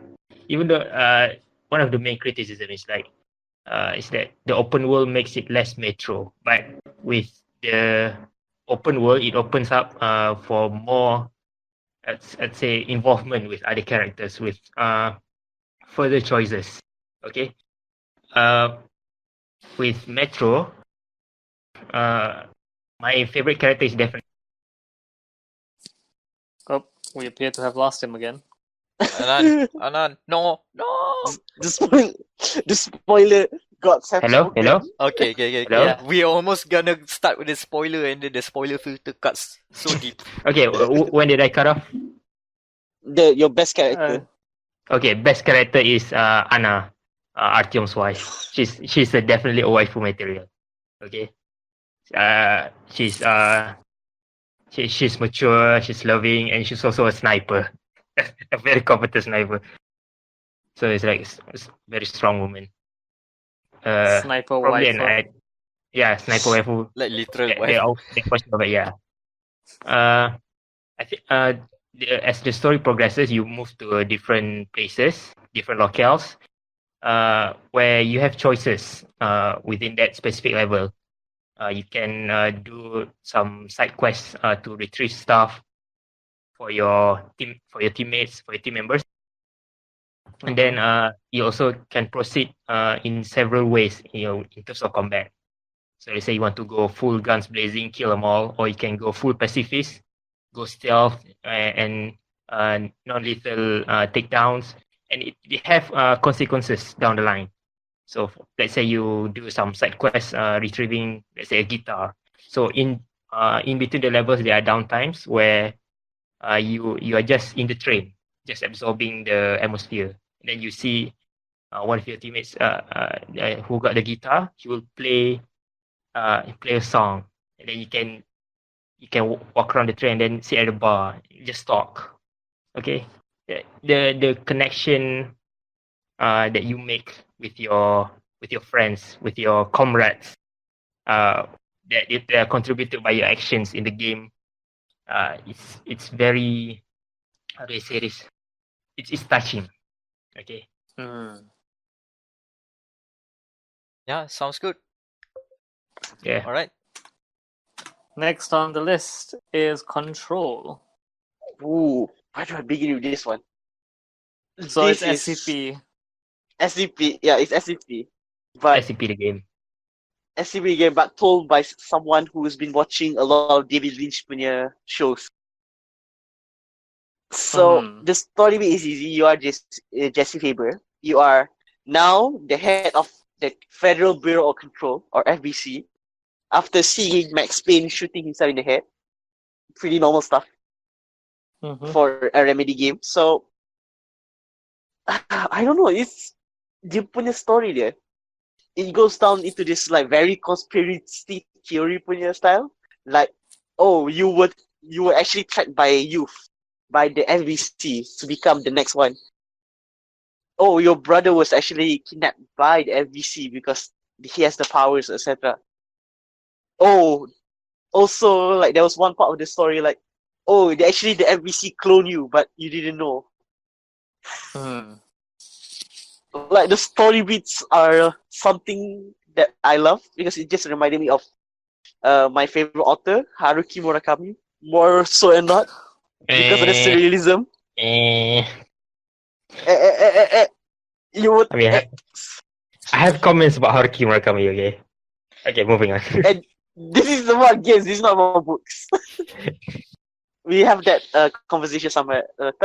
But all in all, it is a very interesting way for Remedy to open up their, I guess, universe because since they correlate with Alan Wake and Quantum Break, Mm-hmm. and I'm very interested to see where they take this in the next gen because goddamn, it's pretty good. To add on that, what I like about the story of Control is that Jessie Faden, the character you play, she has her own motivations that sounds much more believable than I expected. Like she went there just to find her brother, but then suddenly, oh, you are now the director of the bureau, and no, and then the best part is that she always has her internal thoughts being monologue, so you get. And she keeps saying, "Oh bullshit! I just want to find my brother. I don't want this role. God damn it! Why? Okay, fine. Let's just see. Oh, this is some weird stuff, huh? Okay, fine. Let's deal with it." But then, even though that's her internal thoughts, and then outside she's just like, yeah, sure. She's all nice and proper, which I like. She keeps all her internal thoughts like, you feel that JC is a character. And last but not least, the Outer Worlds. My case for the Outer Worlds is that they played on the theme of capitalism, and they made you question a lot of your how do I put it? It makes you question where do you stand in the world of capitalism. Yep. So like, okay, the first world, which is basically the tutorial island, you made the big choice. Oh, do you want to put the generator into the town of what's the town name again? I forgot already. Edgewater. Or do you want to put it into the deserters? What do you call it? The place, the town of the deserters. Basically, you have to make a choice. Do you want to support the capitalists of the space's choice, or do you want to support the guys who say screw capitalism? And then it keeps. Then you get to see the layers of them. Not everyone is good or bad. After that, okay, fine, you've solved the problem however you want. It's fine, you got into your ship, and then you go into another planet. And that other planet, now you have to question again, how do you side with the capitalism, in terms of capitalism? Because now you have the Stella Monarch Industries, which wants to get back into the board. They were a corporation that used to be in the board, got booted, and they want it back. And versus the iconoclast, which is the rebellious anti-capitalism guys, but also very radical and have questionable motives. So now, It's like New Vegas essentially. yeah. So if you think you're gonna come in and just say, okay, let's just say screw capitalism, you will be tested throughout the game. You will be reminded that, oh, okay, so how faithful are you going to side with this person? And the best part is you can play any way you like, as in it doesn't matter if you do it on the grey side, as in okay, you just side with this with capitalism here, the rebels here and there, it's fine. It's totally viable. And also it's funny. Yeah, the writing is really good. It's not the best choice. It's Spacer's Spacer's choice. choice. Okay, so that's that long round. Now we get to the voting. So, how are we doing this? I'm just going for control. That's all I'd say. What? Okay. Okay, Nani? Daniel has his vote in control. Irham, you live? I have no Some- votes. No, you have to, because this is gonna be split. Let me cast my I- vote. Okay, yeah. Okay, then it will be decided after you guys saying your vote. Yeah, Mac was Ooh. about to make his vote, asshole. Mac, what was it? that would be for the Outer Worlds. Yeah. I put in there because I feel that just by the story alone, it convinces me to actually finish the game. I really want I to would- see the end of the game.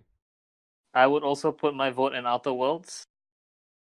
Just because, as you all know, I am no friend of capitalism. Mm-hmm. Oh.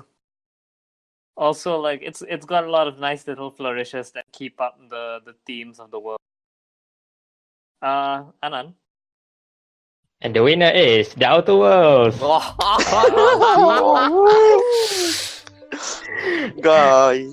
I'm voting for Outer Worlds because the choices, the nuances, the decisions, it's layered. Okay, it's non-linear. So It's you non-linear. can replay it again and again. Yeah, not like Metro. Metro is just a feels good game for me. It's like you play, you feel good. But for Outer Worlds, you play and you think, then you elaborate, and then you feel bad and you play again. Basically, you have to use your brain cells. Yeah. That's okay. So Outer Worlds has taken the David Cage Award for best story. One last thing. One thing I have to praise the Outer Worlds. They made a fetch quest fun and interesting. It's so Ooh, yeah. satisfying to finish that quest. God damn it, it's a fetch quest, but it's so good. It's a post-life simulator at that point. Is it replayable? Yeah. 100%. Okay. Okay, so with that done, let's move on to our next category, which is the most surprising game. So, despite the fact that marketing would have you believe that only 5 games come out every year, actually, it's more to the tune of 500. Every year, plenty of good games come out that sometimes skip under your radar until you catch them at just the right. This is the award to celebrate those games, the games we didn't see coming, but we enjoyed anyways. The nominees for this category are The Untitled, Disco Elysium, World War Z, The Outer Wilds, King's League 2, Terminator Resistance, A Plague's Tale, Baba Is You, Greedfall, and Tetris 99. We have 5 to cut from this list. Okay, How are we doing this? okay, I've already seen it. Okay, Untitled Goose Game shall not move. I don't think anyone wants to cut the goose out. Listen, no one in the game could move the goose. We're sure as hell not gonna move the The goose. goose won't be loose. Because movie is. Mm, I guess we cut out Terminator. It's just a Far Cry clone. Flew into- On that same note, would you also cut World War Z then? Because it's also a No. Left 4 Dead clone. No, I have good things to say about that, so I won't cut it. Okay. Yeah, I don't think Terminator Resistance will have any supporters here, so I'm gonna call No it now. resistance. No resistance. Skynet wins. You mentioned that we didn't have like that much enthusiasm for a Plague Tale. So do you want to just drop that now? I'm gonna give it another chance. Okay, anyone wants to bet for a Plague Tale? No. God damn it, guys. I'm sorry, this game really went under my radar. I tried. I've tried. Okay. I think Baba Is You should be on this list because Baba Is You, like, that is an amazing game. Yeah.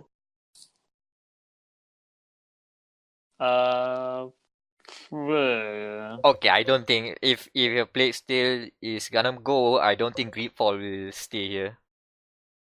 Okay.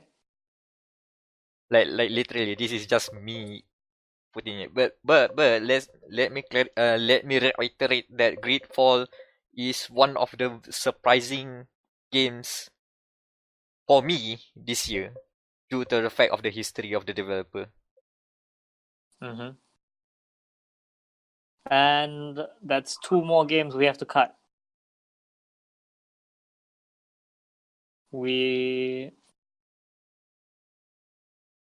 I think we could drop Tetris because ultimately, is Tetris surprising? The only thing surprising is that another Tetris game came out. I would But argue otherwise. Battle Royale. Yeah.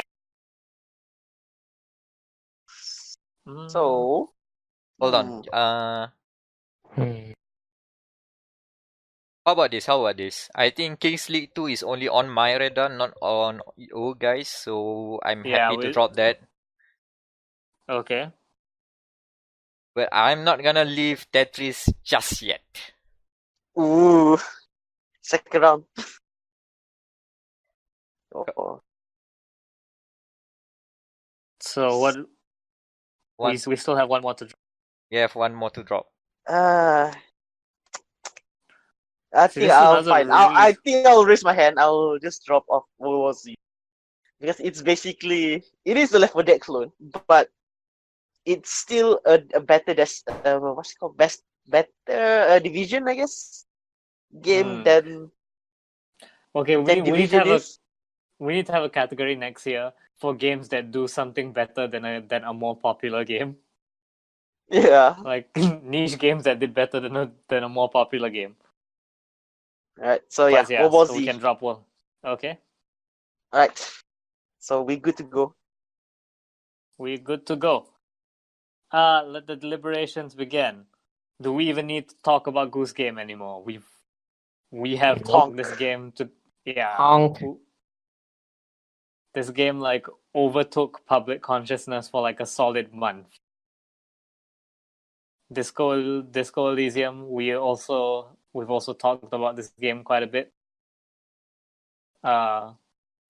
If you're gonna go for the surprise factor, I would rank Outer Wilds and Tetris 99 as high on my list. At least on my list. Outer Wilds is not something I expected to be as talked about and as good as it first appeared. Other than because again, when at least for me, the first thing I heard about is it's another game that sounds almost like the Outer Worlds. God damn it. But then, this is actually a good game. No, this is actually a great game. Holy shit. Yeah. For me, my top 3 here would definitely be Goose, Wilds, and Baba.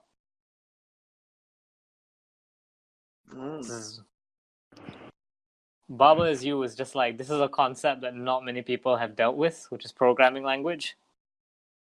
Explained using a weird cartoon rabbit? ? Rabbit Ellie. Oh, have I been dropped? No, Daniel just cut off. Oh, Baba got him. Baba moved the block. Oh my god.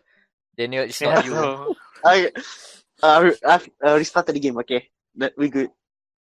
The Yeah. reason I know Tetris 99 would not win here, but the reason I put it I want it to be still in this list solely because this game ushered the popularity of Nintendo Switch Online. And This is true. This is very true. it made people convinced to subscribe for an online subscription. Oh, there's a good multiplayer game that we can play. And also, apparently, it is a battle royale. And one other thing, free. yeah, it's free. And the other thing is, it makes people think broadly about how do you define battle royale. It doesn't need to have a parachute. It doesn't need to have a direct killing. You don't have to have guns. You can still have a battle royale in different forms. Nobody expected it to be Tetris too. Yep. Okay, so with that, let's move on to voting. Who hasn't started the vote yet? I'll go for Untitled Goose Game. Untitled Goose Game. Okay. Irham, you still alive? Baba. It's Baba is you. Yeah. I would have to go for Out the Wild. Because again, in terms of surprise factor, like, and maybe it's just because Goose Game is so popular, like, I feel it has already received the acknowledgement it deserves. So Outer Wild would have to be on my list. Wow, 3 votes in 3 games. Yep. Quite a spread. My vote, despite my filibustering for Tetris 99, I think I'm still gonna vote for Outer Wilds. Oh, Okay. so Anand, Oh, the tiebreaker is it? yeah. I'm gonna go with the Outer Wilds. Hey, and so Outer Wilds takes the most surprising game.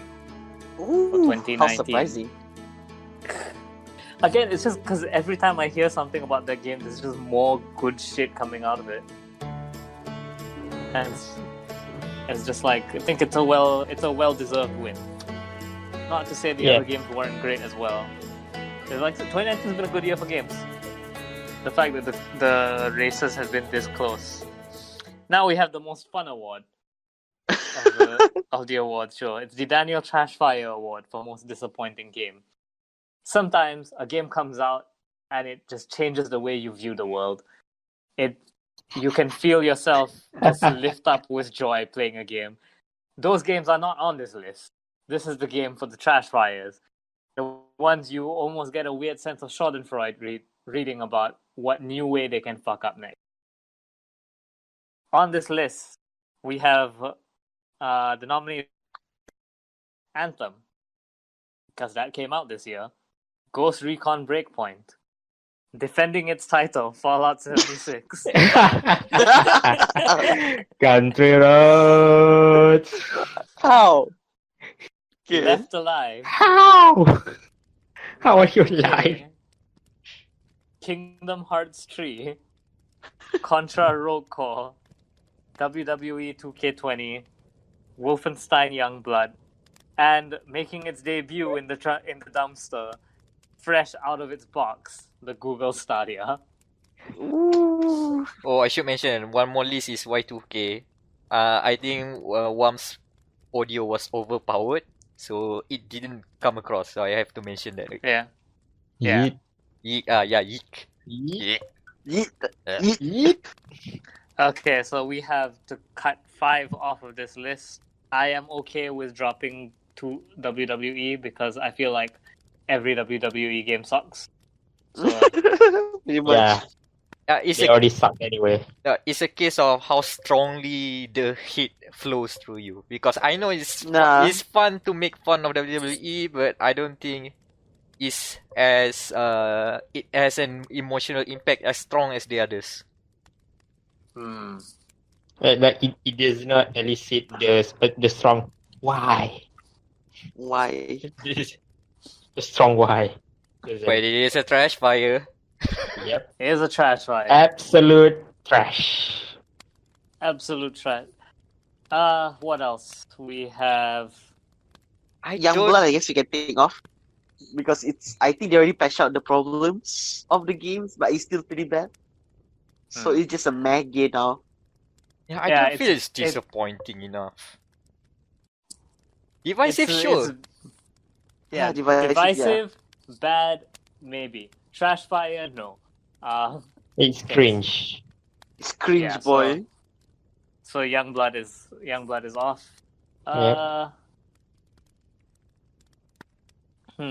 Any word for What have we Contra Rogue Corp? I don't think Konami any is of us- Konami. So just And yeah. Konami is shit. So just Keep take it off. stirring.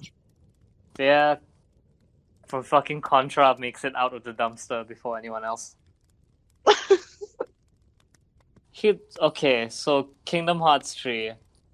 Ultimately, Mhm. it's again I have to go by the rule of bad game, not dumpster fire worthy. Like it's not like a month later Disney came out and said something else, like added an update that made Sora like even shittier. Like it's dumb. It's got a shit story. I can't believe I forgot to nominate it for the David Cage Award. But I don't know if it's dumpster fire. Can we take down Take it out. Stadia? No, Stadia is a proper dump. It actually caught fire. That stays. So I think you can take down Kinat's KH3. Yeah, Cage 3. I think we can Yeah, do sure, Skate. Okay. Oh man, I still have hopes. Just a little bit of hopes. What, you want the game to be disappointing? You want to win, And, to win the disappointing award? So one more. It does not belong in the trash fire. You know, trash fire is something that if the trash can be burned, but this one it does not want to burn. It's just there existing. And That's now it is literally out. why I explained cutting it out. We are saving the game, man. We are in the same page here, man. Oh yeah. Come on, man. Wait. This is We literally are firefighting now. yeah. We are fighting for nothing. But for now, okay, I put Fallout 76 as a joke, but with good reasons. But I want to get a consensus from you guys. Do you want to can't bend the remember. rule a bit? I can't remember what's happened with Fallout 76 other than them breaking their own promise right after making it. There's no update. You know what? Hackers broke the game again. Hackers broke They the game load already. Fallout 4. Oh yeah, Class War. That's what it did this year. Yeah, I think Fallout 76 gets to defend itself just for the Class War and the hackers.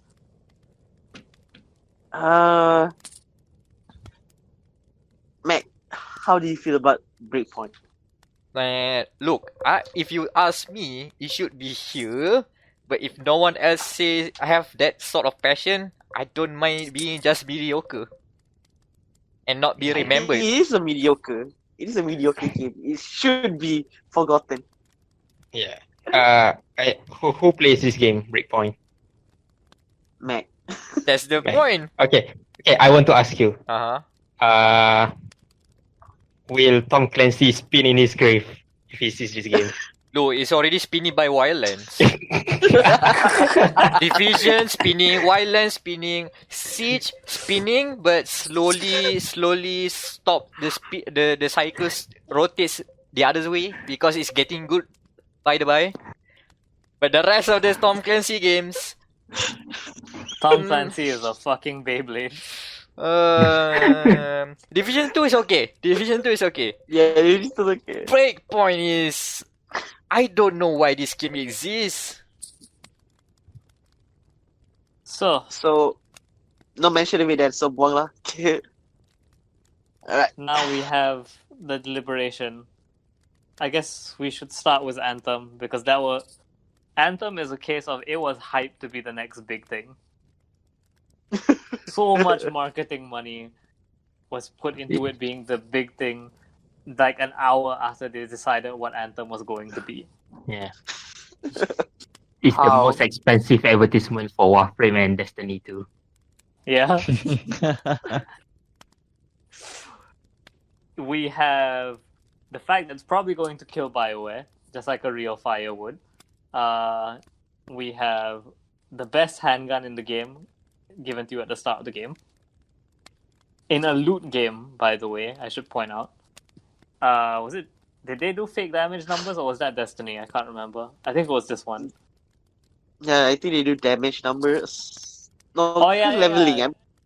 And Anthem was what, the 0% extra damage for 0 seconds flamethrower. No. Oh my god. How is that Yeah. possible? By being a piece of shit. Made a content roadmap to promise you that the game wouldn't be abandoned, and then went up. Yeah, no, we're forgetting the roadmap. Forget the roadmap. Psych! You get the roadmap. Psych!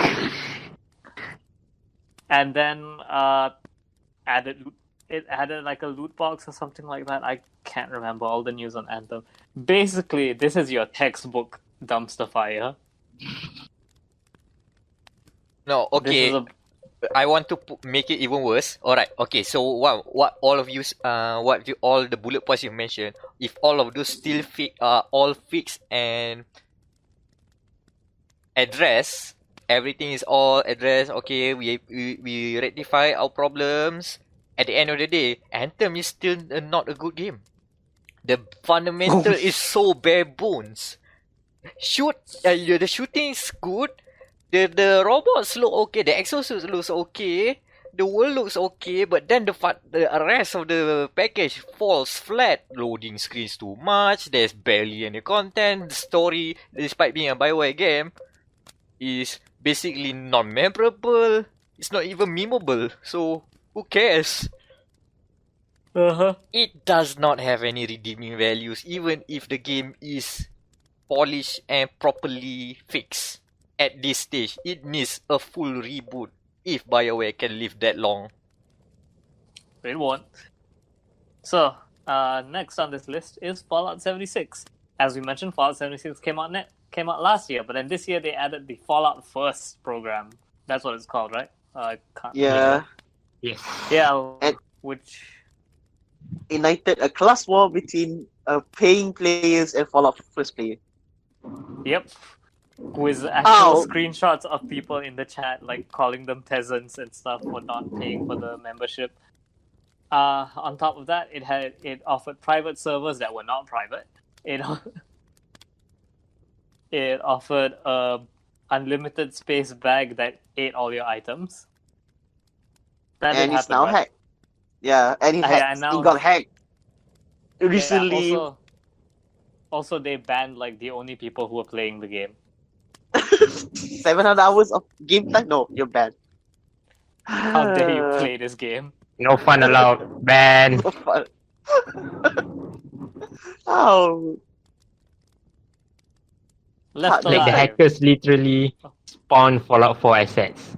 The Brotherhood of Steel ship, they spawn. Preston Garvey, they spawn. They spawn NPCs faster than Bethesda did. How? Yeah, it's been what, a month, 2 months since they promised NPCs will come to Fallout 76. Yep, 2 months ago. Yep, that's a thing that happened, and even then, it's a year late. So Left Alive. So we talked about this on the pre-show. Daniel says it is a terrible, shitty mecha game.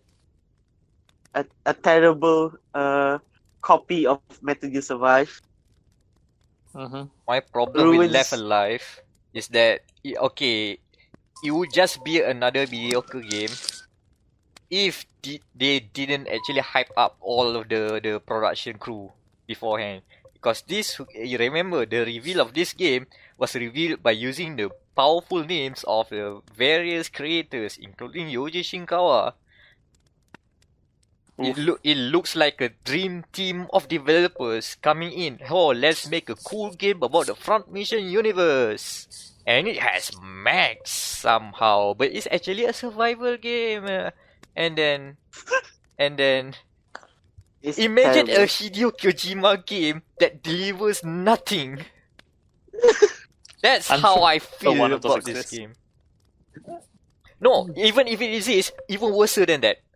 Like like okay, imagine a Hideo Kojima game, even the worst Hideo Kojima game, that's the bar. Left Alive is under. Failing grade. Fair enough. A D plus. So Y2K. Who wants to bat for Y2K? Better games. Never, I guess, never ever put a game title a postmodernism take of anything. Ever. Yeah. That's good life advice to live by. I think I called the main character of the game a douche yesterday. Yeah. And he Yeah. is. I mean, that's the general consensus. You're not even wrong. Yep. And then So literally that's- using a likeness of a dead person for your plot advancement is just bullshit. That is what puts it into dumpster fire territory. So far, we just have bad game. That's dumpster fire. Oh my and God. Last but not least, we have, or maybe least, that's what this is. We have the Stadia, Google Stadia, the what's this? Console revolution, something, virtually no latency, crash playing Sam Show, super delay on Destiny 2. Like, they played it in the was it the Washington Post putting it office or something like that? Yeah, the Like, it Washington has, like- Post Yeah, office. Warp Office. Basically the best scenario you were gonna get it in, and it still performed like shit. And then on top of that, Chromecasts were like overheating really, really badly. I don't want to say catching fire because I cannot confirm that there were actual fires involved. And then on top of all that, you have the god awful YouTube ads that I have been subjected to for the past month that insist that this is the optimum way to play. Oh, don't forget negative latency. Yeah. Negative. I groaned. Wait. That's the wrong way of saying latency. It's overly positive latency. No. Negative latency, which means like there will be no delay between one to another. Yeah, Keep that's your what they stand said. corrected. There would be That's no Yeah, delay. there will be. And that's why it's disappointing. Ah, Yeah, they said there would be no latency. They said there would be negative latency. The game would predict how you play, like, so that you would have a seamless experience. imagine Ah. going into a Dark Souls game. Oh yeah, what display gotta do? 8080? Hell yeah. Goddamn. And There yeah, you go. so that's Google Stadia. Also, don't forget they hired first-party studios. They acquired first-party studios as well. Oof, that's gonna be rough. Voting has begun. Please, you will find a button next to your seat. to I'm vote voting for on the Left dumpster Alive. fire. You're voting on Left Alive? Left Alive. I'm Should putting be it on left for that. Y2K. Sorry, Daniel? I'm putting on Y2K just because of that shitty what's called character usage. I need to give my trauma a voice, so I will vote for Stadia. So If I have you to know, watch Anand, one more paid YouTube hick telling me there's virtually no latency on the Stadia, I'm gonna fucking kill. I mean, I was about to. My mind's telling me Anthem was bad, but Stadia is like, it's one of those people like, hey, I'm putting you up high, so you can drop even harder. I You don't know? think anyone honestly believed the Stadia was ever going to be good. It was just marketing. yeah, and Oh yeah, Google don't forget money you still probably. have to pay full price for the games. Oh yeah, yeah. shit, you yeah. You Oh, have to pay shit. for the subscription as well. Yeah, It's a you had to, subscription based controller game. and you have to buy the controller, you have to buy the Chromecast, and you can't buy games on the console. You have to buy them on your Google Pixel. Jesus Christ, man. How to promote your own products 101. Make it like Apple back in early 2000. Yeah. Sorry, interrupted that. Yeah, Irham, what was your vote again? I'll pick Stadia. Fuck Okay, that. we have 2 for Stadia, huh? Anan? I mean, I rule out Fallout 76 because it's last year. I mean, it's already disappoints. I don't think it's It can already be downloaded. what could possibly go wrong? Nah, man, it's I like mean, Dark Souls. it's already wrong in all the ways, but it's already expected of Bethesda, so mm, for and it's EA. People already expect it to fuck up. So yeah, my vote is on Stadia. Woo! Congrats, Stadia. Google. Congrats, Google. Absolute To Google. trash fire. Congratulations, Welcome, Google. Welcome to the industry. Welcome to the industry. We need to make a special graphic for this. Come again? Next, I said we need to make a special graphic to commemorate this. Look, Stadia dead on arrival. the fact that a whole platform, technically a console, beats out 4 other games and our previous champion Fallout 76 is quite a statement of how disappointing it is. It's not just disappointing. It's how they blatantly just didn't see all the problem. Oh, it doesn't exist. Okay, this thing doesn't exist. My favorite thing is how like Apple and Microsoft both like released better versions of it. Yeah. I guess that's true. So Stadia wins the most disappointing trash fire of 2019. It's the first time ever the award has been won by something that wasn't a game. But I feel like it's not the last time that's going to happen. We can see more in the future. Yeah. So now we are here at the final category. This is Dun, dun. the GM Game of the Year. We've all had our fun laughing at the trash fire, arguing about the best story, and taking a nap during the best racing game. Ooh. I agree. So, it's the Gamer Matters and Gamer Malaya Game of the Year award. This is the best award, and as we know, whoever wins this actually wins video games. Like, it's actually objectively the best video game. So, make sure to send us emails for when the game you want does not win. The nominees for Game of the Year are Outward, The Outer Worlds, Control, Borderlands 3, Devil May Cry 5, Resident Evil 2, Astral Chain, Need for Speed Heat, Pokemon Sword and Shield, Sekiro Shadows Die Twice, and Metro Exodus. We have 6 to cut from this category. Oh. Oh, wait a minute. Wait a minute.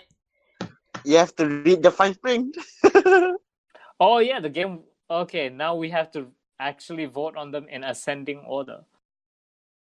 I forgot about this twist. My mistake. So we're not cutting anything, but we do have to rearrange them.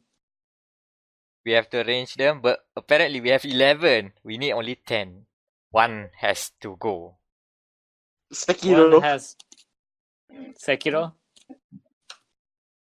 I mean, he already won the biggest award, so get out. I'm okay with cutting Sekiro because I do feel like it wasn't that much of a life-changing masterpiece. I completely agree. Oh.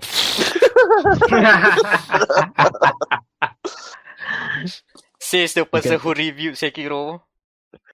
It's Okay. Okay, we can cut Sekiro. That's easy than I expected. So yeah, alright. So how The Shinobi dies.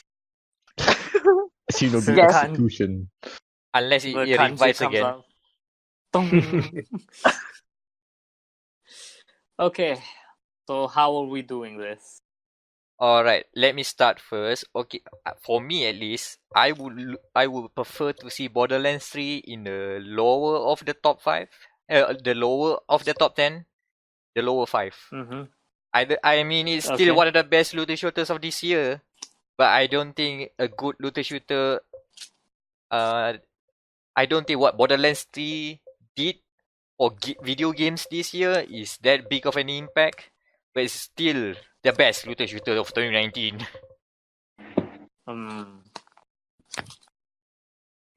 For me, put Outward at the bottom, because this game does not respect your time, and that's the only reason.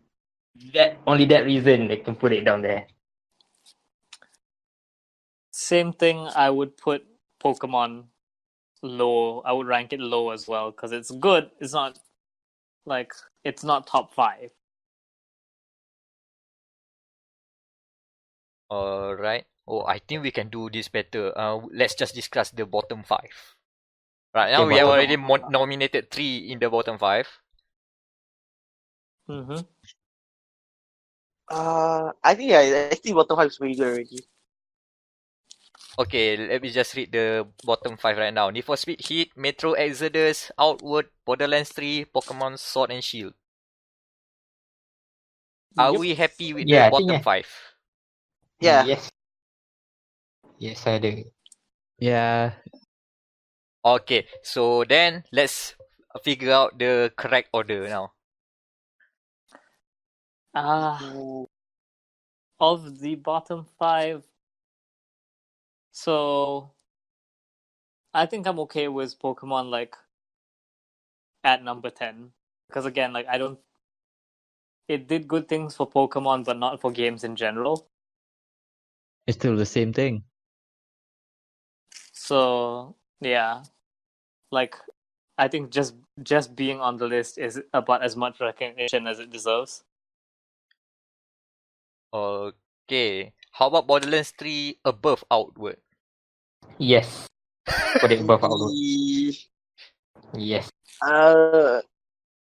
I disagree, but I think because I don't think I would tak macam Adan.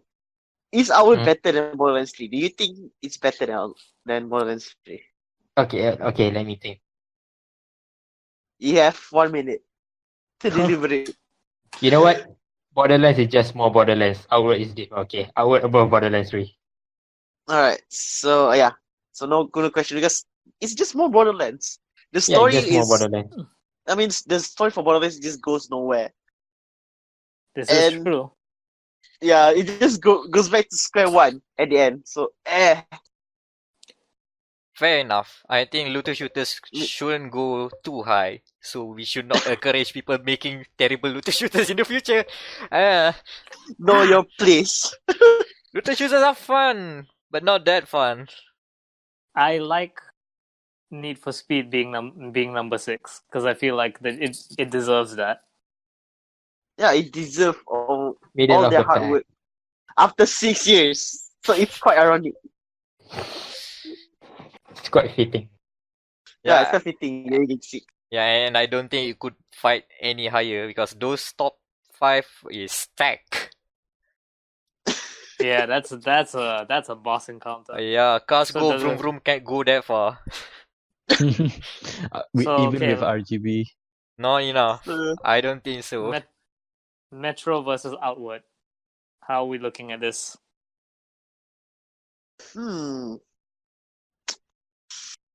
I think Metro is better than Outward.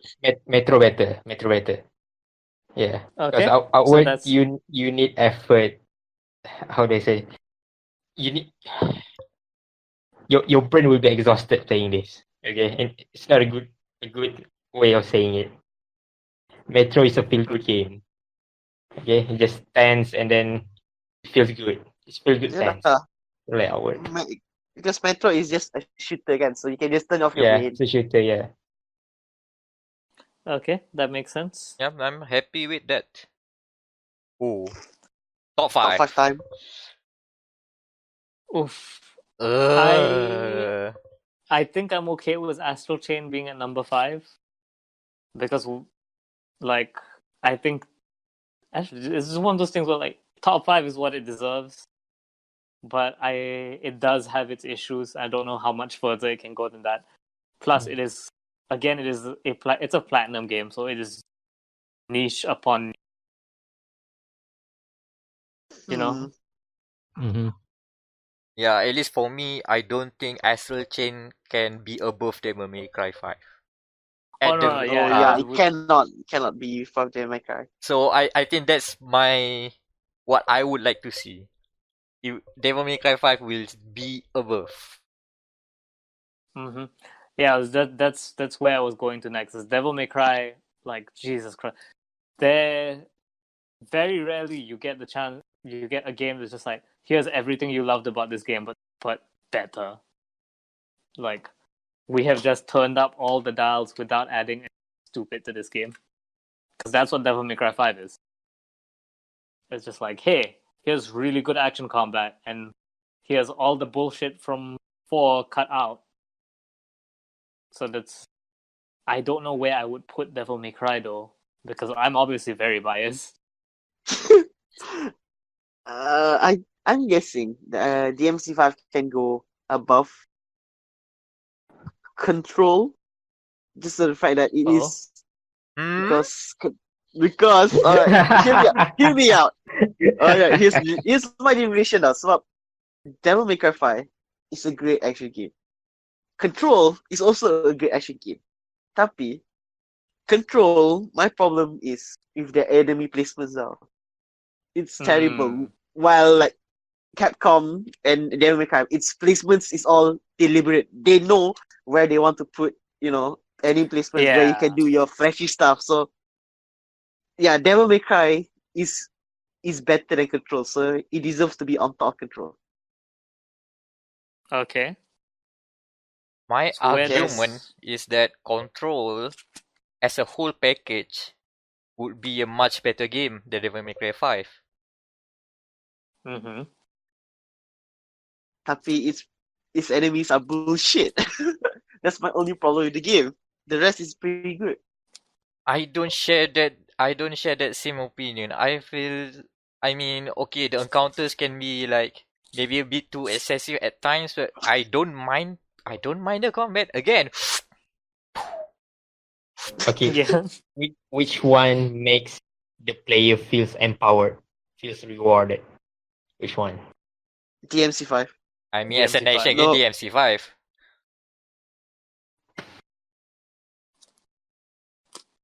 Okay. How about this? How do we move the Outer Worlds? Yeah, It's let's at move the everything top. else around it. Right I up there. honestly, yeah, I don't think it's number 1 material. No, it's not number one Definitely. material. Is No. podium It's worthy? podium, yes. It's Podium, podium, okay. yes. Because the Outer Mhm. Worlds literally got hard carried because of the world building and the story and the characters. Even though they improved the combat stuff, it's still the Achilles heel, I guess, from the whole package. Mm. Yeah, so afterwards I think can go to third. Okay, let's move around. Bit around. Because as you move around, I guess Resident Evil deserves fourth. Solely on the fact that it's Resident Evil. They're making it another one next year. Mm. And ironically, this is Mhm. Ironically, I don't like Resident Evil 3, so I won't have a better opinion. The only thing I don't know much about Resident Evil as evidenced by my I don't even like Resident Evil comment. But the only thing Yeah. I like that came out of Resident Evil 3 was Nemesis and Yeah, Nemesis is better. Because the 3 is very so, I guess. Tapi people are remembering fondly of the game. Tapi I don't like 3 at all. I feel it's the weakest. I'm sorry. See, another reason for me to move Resi 2 down is that these are our awards. Mm-hmm. So even though critical consensus may be that Resi 2 is the better game, Devil May Cry broke my hand for like a week. Physical harm is better. Like that's my reason for pushing it up the list. Ooh. And is like, yeah, it didn't need a content refresh. It was just like, this is a good game. You will replay this game just because it is that good, kind of thing. All right. Okay, So so how are we looking at this list now? We have currently Control is in the lead with Devil May Cry 5 in second, Outer Worlds in third, Resi 2 in 4, and Astral Chain in 5th. I have to say I support this arrangement because Control is an original game, unlike Devil May Cry, which is a sequel, a deboot. a deboot, yeah. I mean, it's easy to not fuck up. I think DMC. Are you sure you want to You control? say Your that. theory has You another. say that. You say that, and yet, It Devil happened May Cry 2. It happens. Oh shit. twice. Yeah. No, nobody talks about DMC Devil May Cry. Twice. Yeah, that's why Devil May Cry 5 was such a big deal, because we thought that DMC killed the franchise. But yeah, so I'm happy with this list. If anyone else, are we all in favor? Yeah, I'm in favor. Solely because Control is an original IP and it's pretty good. Yeah, I feel like that deserves some credit, like to have made it this far. So Control takes the Game of the Year award. We shall now read out the final. Control at number 1, Devil May Cry 5 at number 2, The Outer Worlds at number 3, Resident Evil 2 was number 4, Astral Chain at number 5, Need for Speed Heat at number 6, Metro Exodus at 7, Outward at 8, Borderlands 3, Pokemon Sword and Shield at 10, and Sekiro Shadows Die Twice DNF.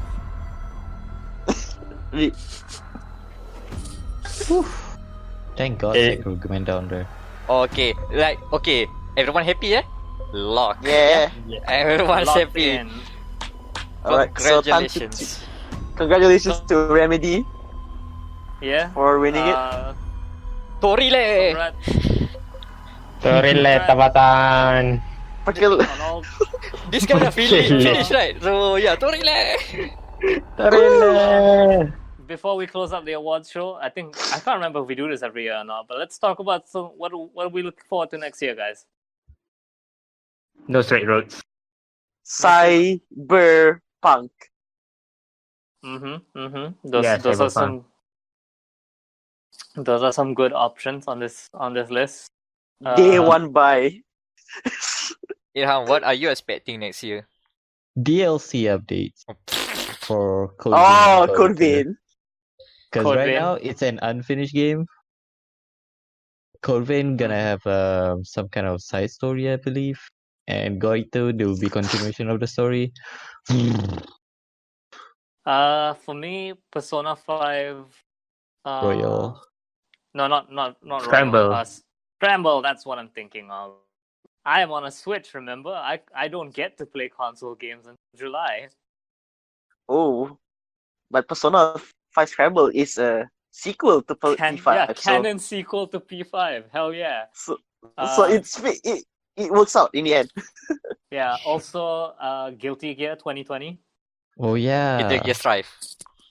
Oh yeah, sorry, Strive. That's Alright. I mean, 2020 is still a cool name. So GG 2020 is such a metal ass name. And Grand Blue Fantasy versus that too. Oh yeah, same. I'm ready for that. Wow, that's 2 fighting games are on my list. 2 fighting games and a Musou game. That's a weird ass list. Interesting. I want to see what happens with Final Fantasy VII Remake. Oh, yeah. I have a very sneaking suspicion that because of the bar being raised for remakes, it might fall short from an expectation point of view. I don't think so. I think the fact that they've added new boss fights and shit is really gonna be like up there, you know. No, I think it's gonna be good. I hope it does whatever they are adding is good enough, because from what we've got some of the press releases and they've already shared some of the tidbits. Like the combat stuff is interesting. Like Cloud has stances. You can switch stances, and but it's unique to each character apparently. Like Ares, they've just revealed that she has hold button for magic. Ooh. So It's she's Kingdom Hearts totally mechanic. she's totally a projectile character. Which She's a is good. zoner. Zona. So what else is coming out next year?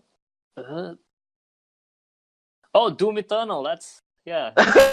You forgot about that. Oh You mean yeah. another benchmark game? Yeah. Yeah. Yeah. It should be a good benchmark game. Oh, Yeah, Yakuza because- 7. Oh, Yoga Gotoku. Yeah. Like a Persona dragon. Yakuza. Look. Can't wait for that to Yoga be in our best game we didn't play GG. next year. Yeah. Contender. Look, that game is hype to the fact that how do you summon? You make a call. You call someone, Yeah, I like. and I then like the fucking lobster lobster, man. comes up. It's just like oof. So good. Yeah, man. What else? They are not they are embracing the stupid stuff into the melodrama of the main plot, which is amazing. Also, No More Heroes. I think comes out next year. Oh, No More Zero 3, yeah. Coming out next year. Yeah. Deadly Premonition 2 as well. So, Mm-hmm. so many good So games. yeah, it looks like 2019 is gonna be a good year for Twen- games, guys. mean Also, 2020? a bunch of games are getting their Switch ports. Yeah. So Ghost of Tsushima. I'm waiting for it. Oh, The yeah. Assassin's That's Creed right. in Japan that we didn't get. We finally get it. The Akira Kurosawa simulator. hmm also Neo 2. Oh. I First, assume that's coming on. yes, that's also March Yeah. or February. First half of 2020 is killer if you want to play everything. That's why I Only only one play my gig in my battles. sights. I'm only playing 2 most likely. Yeah, Only for me play it's one. also probably. Oh wait, Doom Eternal isn't gonna launch on Switch until later, I think. Yeah. Oh, Yeah, and remember, so- we are also gonna welcome the new generation Oh, by yeah. the end of the year. Oh, snap. PS5 and the Xbox. The Xbox got the Sex game. box. The Xbox. Xbox sex. Oh no. They're It's- doing it for fun now. I can't wait for the next one to just be called the. The The X. X. No, it's just called the Xbox fuck. And it's like, oh, does it stand for something? Nope, just call the Xbox fuck. Why? Huh? I don't know. You tell me. So, Merry Christmas and Happy New Year, guys. We made it through another awards show. We will see you again in January for the next season of Dialogue. Boy, howdy. I shall vanish. Yeah, feel free to send all your hate mail to Irham. He will read through them and cry Yes. himself to sleep. Especially if you have any inquiries, please do send to email, or if we didn't reply on email, send on our Facebook, because you will get reply. Unless you're Happy asking for a holidays, job. guys, and see you guys in 2020. Hashire soryo kaze Kaze no yoni tsukimi naru Padoru, padoru. And this is where I cut to the real song of the show.